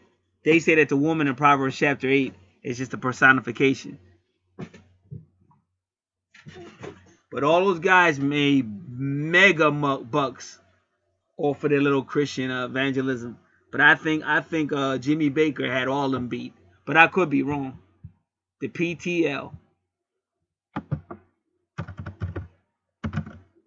Jimmy Baker, PTL. PT Television Network. But now they call it the Jimmy Baker Show.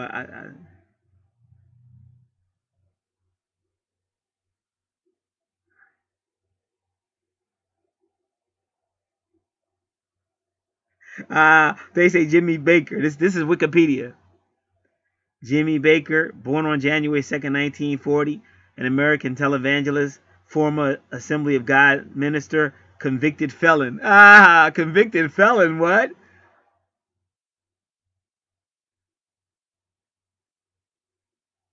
What happened to Jim Baker after the fall of PTL?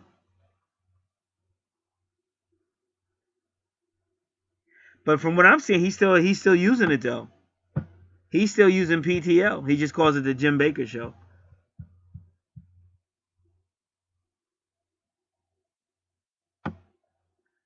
They talking about this Jimmy. They saying Jimmy Baker is only worth $500,000. Now, why am I saying only? Because man, the money he made back in the day superseded whatever.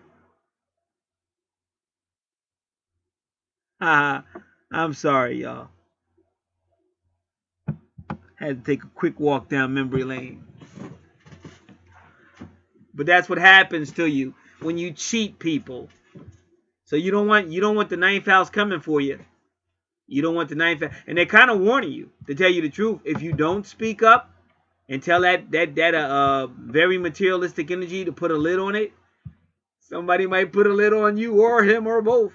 But either way, Pluto retrograde in your second house with Vesta is ready to get it popping. At number 4.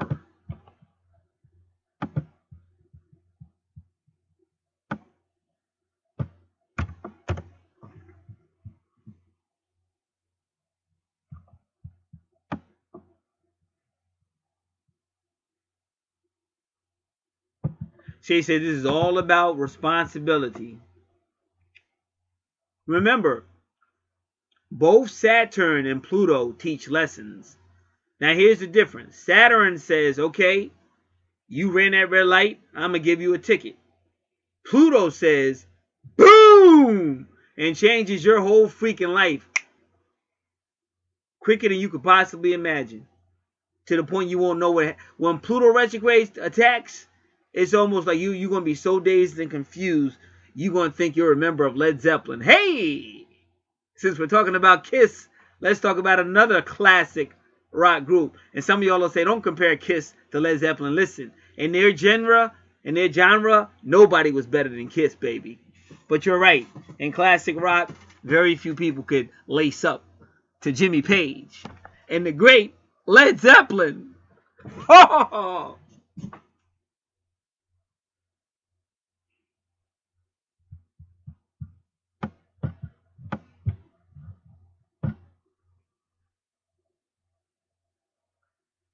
So the number 4 is coming to bring responsibility, conscientiousness, and to organize it.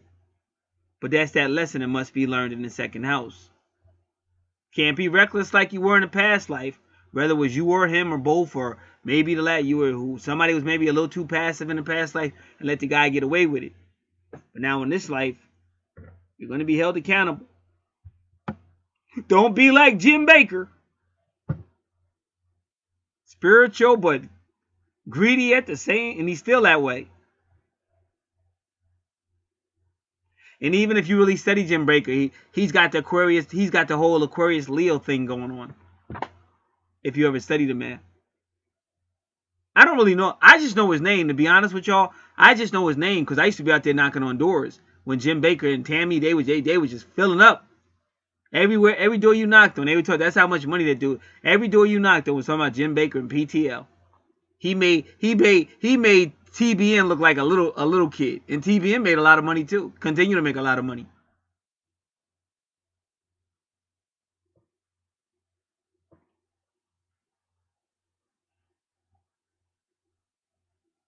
And then more recently, you know, because I was always listening to Christian radio, so I would hear about Jim Baker. And I knew when he got out of jail. Soon as he got out of jail, he had a book. I said, "Oh, this guy's still gonna be like he used to be." And then every now and then I'll go to see him on YouTube. But he's got a lot of personality traits of what I'm seeing in the charts between both of these. The whole Aquarius, 5th house, and then the whole like Taurus, 8th house.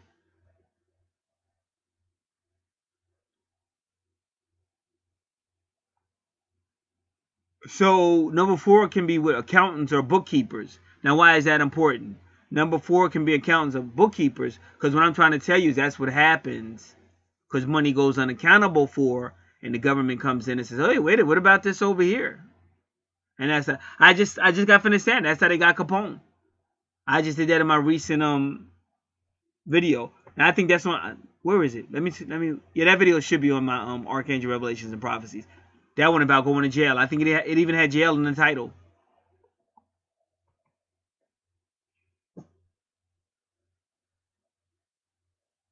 And it goes back to the Emperor again. So we did do the Emperor.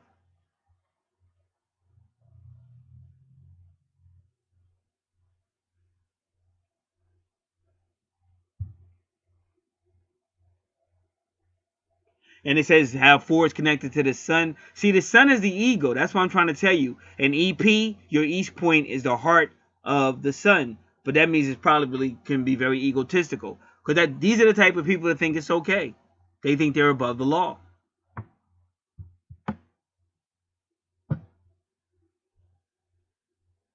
And then number 4, again, is associated with the sign of Cancer. That's your moon sign or your 4th house. And again, that would be Gabriel, because Gabriel represents the moon.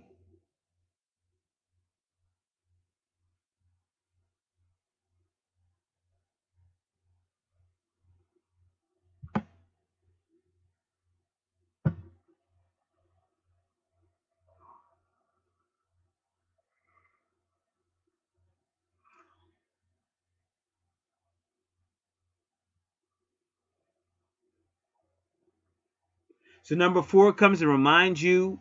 Number 4 is a message from Spirit to remind you to be trustworthy and avoid cutting corners. Wow. So that alone shows you I know what I'm talking about in that 2nd house. Because I'm saying that's why people end up in jail. Because when they audit your ass, whoo-hoo.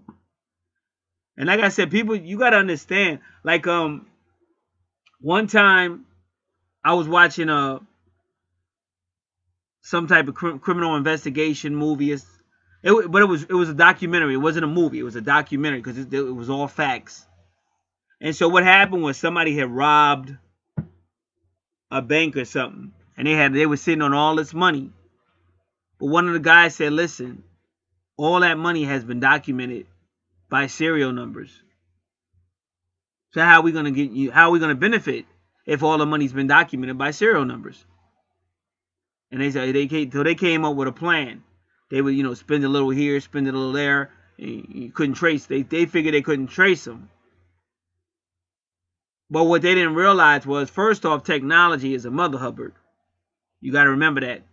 Second off, you know how it is when you enjoying life. Ain't no way in hell if you want something. Now you're a bank robber, so you damn sure don't care about morals. Not those type of morals. So you know how it is. If you're gambling and you're starting to go down a little bit and you want some more, you're gonna go get it. You got a car load. You got a room load. You know what I'm saying? Or if it's something you want to buy, you just get, just like anything else, you just get, when greed takes over. If you love sex, you're not going to stop. It's greed. It takes you over. Obsession. And again, you're dealing with Scorpio. And very obsessive. Pluto too. So either way, whether it was technology or they didn't stick to what they said they were going to do, but somehow the serial number started adding up. And you got to understand, like, people, I think a lot, well, that's a criminal mind. The criminal mind always thinks they're going to get away with it.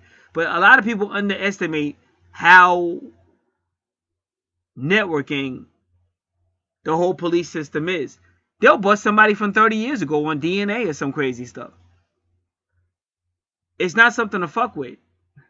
It's really not. But people think they can get away with it. So again, once they did it, here you go. Let me show you how it may have worked. They started following the serial numbers. So now in their network, they know somewhere in this area of this particular state, this particular city in this area, these keep tracking. So now they do another investigation of, well, who do we have that's done crimes like this or blah, blah, blah. Or when they bust people. I remember one time a state trooper stopped me for some type of traffic thing back in the day. And they were asking me some questions about a political refuge that escaped. And I'm like, why are they asking me this? That, from what I heard, that person's not even in this country anymore. So why would he ask me about her? I thought that was weird. But I'm sure he had his reasons. He's not just going to stop you and out of the blue ask you about somebody, political refugee or whatever you call it. So they know what they're doing. So you know how people are going to talk. They know in this area we're looking for people who are known for, counterfeit, whatever, bank, B&Es, armed robbery, and people start talking. Like if you're sitting there in the set, this is how it really works. If you're sitting there and they're telling you, listen, we got you dead in center, you're definitely going to do about 8 years. Now, if you could help us out here, maybe we could chop some of that time off. That nigga going to start ratting everybody out. Oh no, the Smith brothers. So the Smith brothers are, how the heck did they find us? I just told you how. Stupid. Common sense. Don't take anything that has serial numbers, you idiot. Now, a guy I met in the early 90s, he was one of the biggest con men. He did a little bit of everything. Came all the way from my county, New Jersey, and went to L.A. And he was one of the biggest criminals as far as con men and stuff he did in L.A. So, I met him right when he did a state bid. Like I told y'all, they gave him 4 years. He only had to do a year. I told that dude that was a message from God. Just like I'm telling you, that's a message from God. Don't continue crime. Because if you get caught again, it's going to be way longer. I told that man that to his face. He didn't listen. So he gets involved. He was always involved with some type of scams and schemes. So the next time, now he's messing with something through the post office. Man, you going to jail, baby. He messing with something through the post office. And when they came out, all they heard was, don't move. Now, there's a difference between, at least back then it was.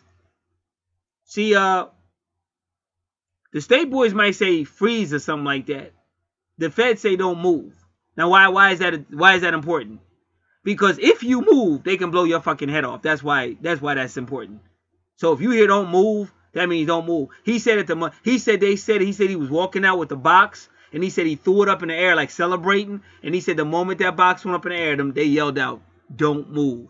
So that means don't even try to catch the box, because you can get shot the F up trying to catch that box. So why am I doing this? Again, because people are listening. Now, whenever I do a natal chart, I'm only showing you what I see on it. Now, it could have a more higher or lower fulfillment, but it is definitely what's on the chart. That's why I try to talk clearly and show you how I'm coming to what I'm coming to. Even when I went back over this number 4, and they said, don't take no shortcuts. Be accountable. That would be basically the karmic lesson.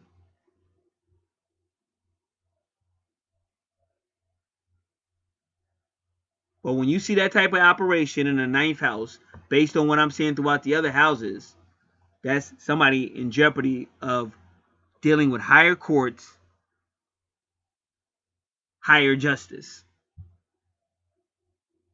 And even if you ever saw the Archangel cards, the 9th house is Raguel. That's Sagittarius energy. But even he holds 2 scales. He holds the scales of justice in his hand. Say, well, damn, why? What does Raguel got to do with the scales of justice? Because it's a higher law. Still deals with twin flames. It still deals with Libra energy because of the scales, the balance and the weights, but it's higher. And plus, Raguel is called the friend of God because your ninth house is your higher self. So in order for you to get used to thinking or connecting with your higher self, you got to be held accountable more seriously. Which means if you mess up, that punishment's going to be worse. Higher courts. Universal courts, earthly courts, but it's going to be higher.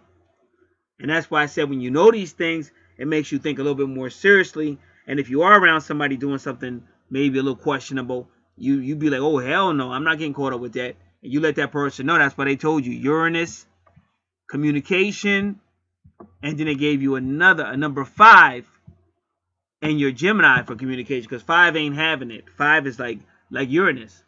And plus this is also telepathy and astral traveling. Whenever you're dealing with a Sagittarius or Uranus or number 5s and stuff going off in the 5th house, depending on what's there, like you got Jupiter, that's stuff that's going to be connected, not just on planet Earth, but throughout the universe.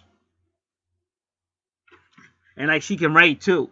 So these are the type of people, when they write, if you read, you could tell that they're connected. Like if I read some of her writings, I could tell that she's connected to something higher.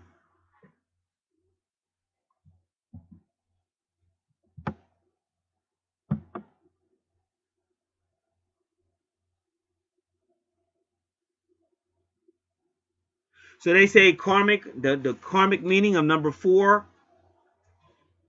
it may indicate that you are a person who lived by your wits in a former life. You may have sailed through life by the seat of your pants. And remember, a lot of times it may be just be talking about your twin. As a result of cutting corners, see, they go cutting corners again. I keep telling you, that's the second time they done said that. Cutting corners, that's, oh, I ain't got to report that. Oh, what they don't know won't hurt them. As a result, like some of the stuff Paul Bagley says is true. Like, they can listen to any fucking thing you do. I know what happens on this computer. If I'm doing anything on this computer, you best believe somehow, somewhere, some video pops up with stuff I was just doing, or even stuff I was just thinking. It's just like weird shit. Like stuff I be talking about. Just like Paul Bagley said, that should be popping up. Just like he said. So don't think that they don't know what's going on. If you think they don't have some idea what's going on in your life, you're out your fucking mind. These guys is on some high supernatural shit. And it's technology, but it's a lot of shit. Because remember, what happened with the Tower of Babel? They were using technology to be God. And they're doing the same thing now. So they're saying with this 4 karmic number, you may have sailed through your past life on the seat of your pants. As a result of cutting corners in a former life, you are now living by the sweat of your brow. Wow, that was deep. That's deep. Now, I've been reading these numerology things on this website for a while now, and I've never seen them get that personal. It's almost like God talking. Well, in a former life, you were living by the seat of your pants. Now you're going to live by the sweat of your brow. It sounds like I'm reading the Bible right now. Learning lessons about the importance of work, but not just work and accountability that will propel you forward on your larger spiritual journey. That's why this is the 9th house we're talking about, because that's your highest house of your spirituality, your spiritual growth. That's the highest house, is house number 9. That's why for a lot of twin flame stuff, a lot of stuff goes on in your 9th house, not your 10th. And a lot of times your medium Coeli is in your 9th house for twin flames and not your 10th, because this is your higher self. This is when you get back closest to the high priestess, your higher self. The oneness of both of y'all is your higher self. The feminine is the higher self.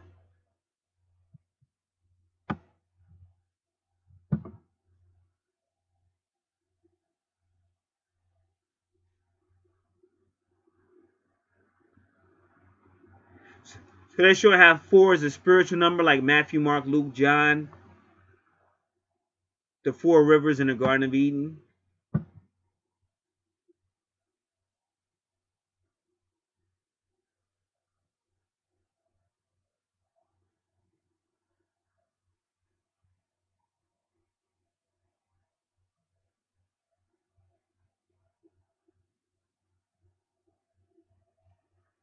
All right.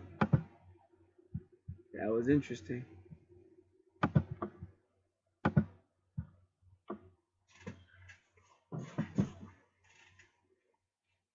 Okay, So now we just want good fortune.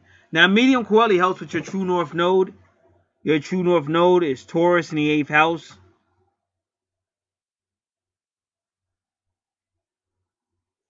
So for some reason, whatever I said about your 8th house, they want you to be more Cancer minded, more family minded.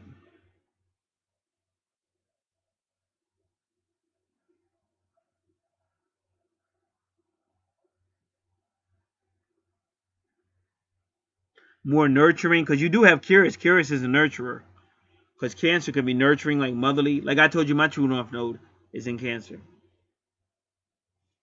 And then anybody know, like you see me now, I'm like a grandmother out here. But I always been that way.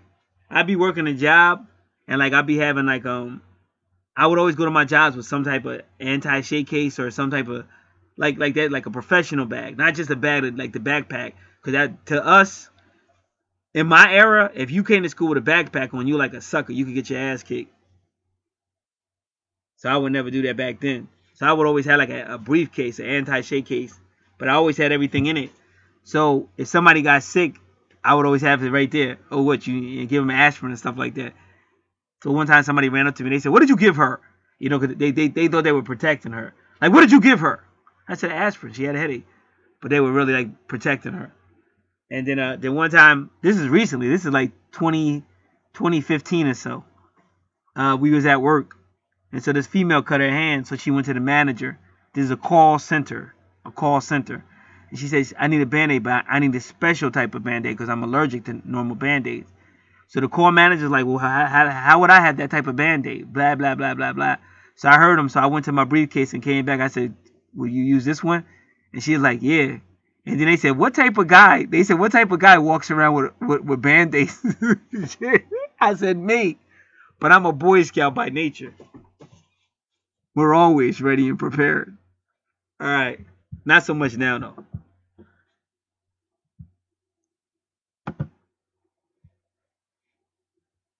All right, so we want part of fortune is good fortune. That circle with the X in the middle.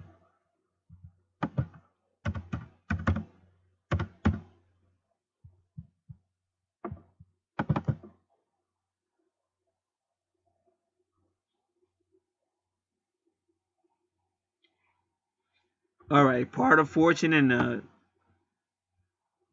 we'll do it in the 10th house, but it's gonna be more than this.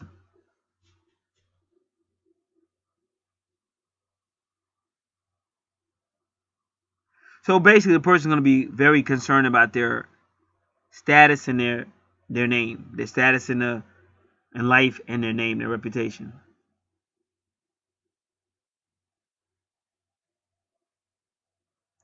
And again, they say this person is not afraid of hard work. So like maybe in a past life, maybe they did cut corners, but still, the vibe I'm getting off of this one is to balance out the spirituality with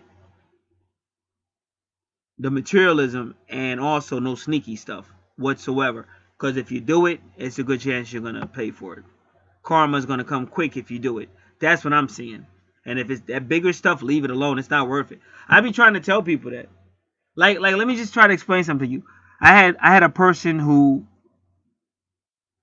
paid me to give the whole year of 2018 to get a whole forecast. Now, what y'all gotta look at is this. I'm like, "Oh, I don't want to do that. I don't want to do that." Okay, but what y'all not understanding, just one reading alone, because it was a part of this year where had not she watched her mouth, she would have got the shit beat out of her. And that's why I sent her an email. I said, "Whatever happens, don't start. Don't be a typical female talking crap.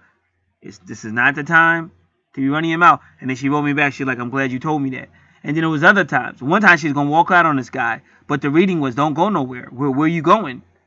You're cutting off a source of like finances and stuff. Where are you going?" So she didn't leave. So if you think about all the money you're saving with the readings, it's not worth that petty stuff. That's why I encourage people, don't be petty. And personally, I don't spend too much time dealing with petty people, because this is beautiful. This is a gift from the universe, and it can change your whole life. But if you choose to stay third dimensional and stay petty, then don't be upset when those handcuffs come on, that risk, and you realize it's over. It's like what Jesus told Peter. When you were young, this is John 21. There goes that number 21 again. When you were young, you did what you wanted to. But now that you're older, somebody else is going to grab you and tell you where to go. And that's how it is. They tell you when to get up, tell you when to sit. They could throw you in a prison. They could throw you in a hole. They could throw you in a cell for 23 hours. And you get one little hour out. And then you're back in there. You better hope you got some type of mate. Otherwise, you're in there all by yourself, 23 hours. So people get stupid because, oh, I'm making a lot of money and I'm driving around in nice cars. I got nice clothes. Everybody's looking up to me and all that. But they're not they're not thinking about the whole thing. And then when they get popped, now reality sets in.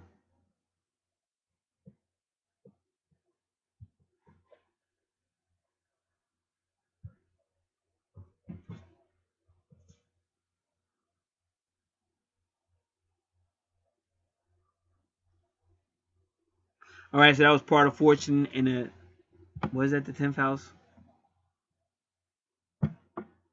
Yeah. Now part of fortune in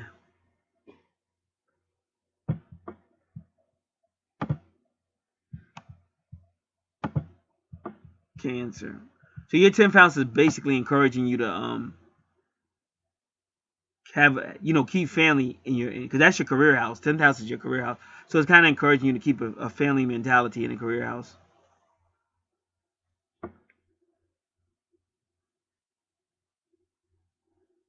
Part of fortune in Cancer, warm, nurturing, maternal. They seek security in the domestic circle. So, because Cancer is, well, both Cancer and Capricorn about security. Cancer security is more like family, nurturing, motherly actions, hugging, family type stuff. But Capricorn security is definitely financial. So yeah, this would be a person who wants it both. Wants the family, but wants the finances as well.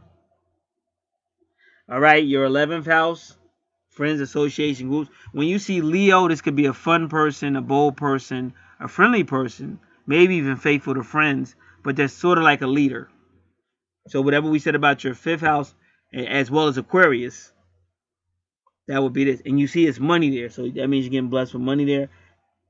And then your 12th house is about endings, but it's taking you to the Virgo energy, which is your 6th house. And this is Pisces energy as well. So now, in your 12th house, you do want to serve other people, but you don't want to martyr yourself. Don't let people take advantage of you so that they use up your energy. They use your energy, burn you out, and now you can't go on. So the best thing you can do in the 12th house is to teach people how to help themselves. That way they don't burn you out.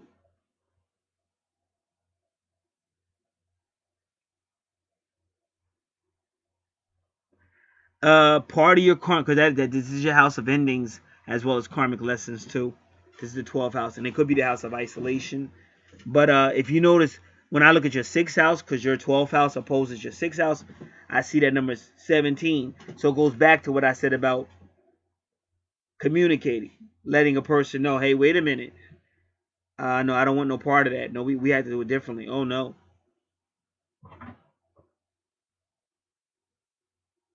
Because failing to speak up, because that might have happened in a past life.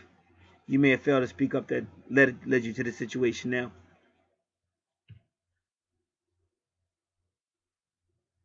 So they're kind of encouraging to speak up. And also, a home should be a home, because you got a lot of Capricorn mixed in with the family and home, but you got to be careful. Don't bring the business home. And when you a lot of rap music, they tell you that never ever bring the product home.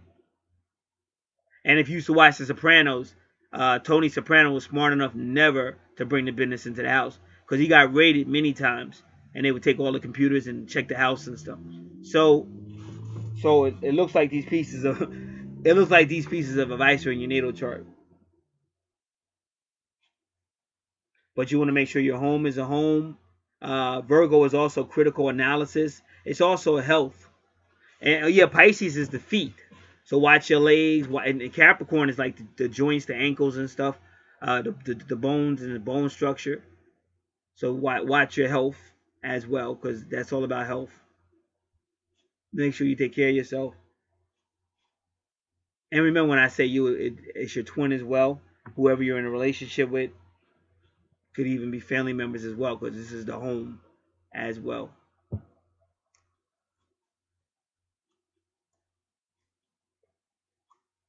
So in closing, you want to make sure you don't let your Capricornian or Taurus or second house of your money pursuits negatively affect your karma or your family.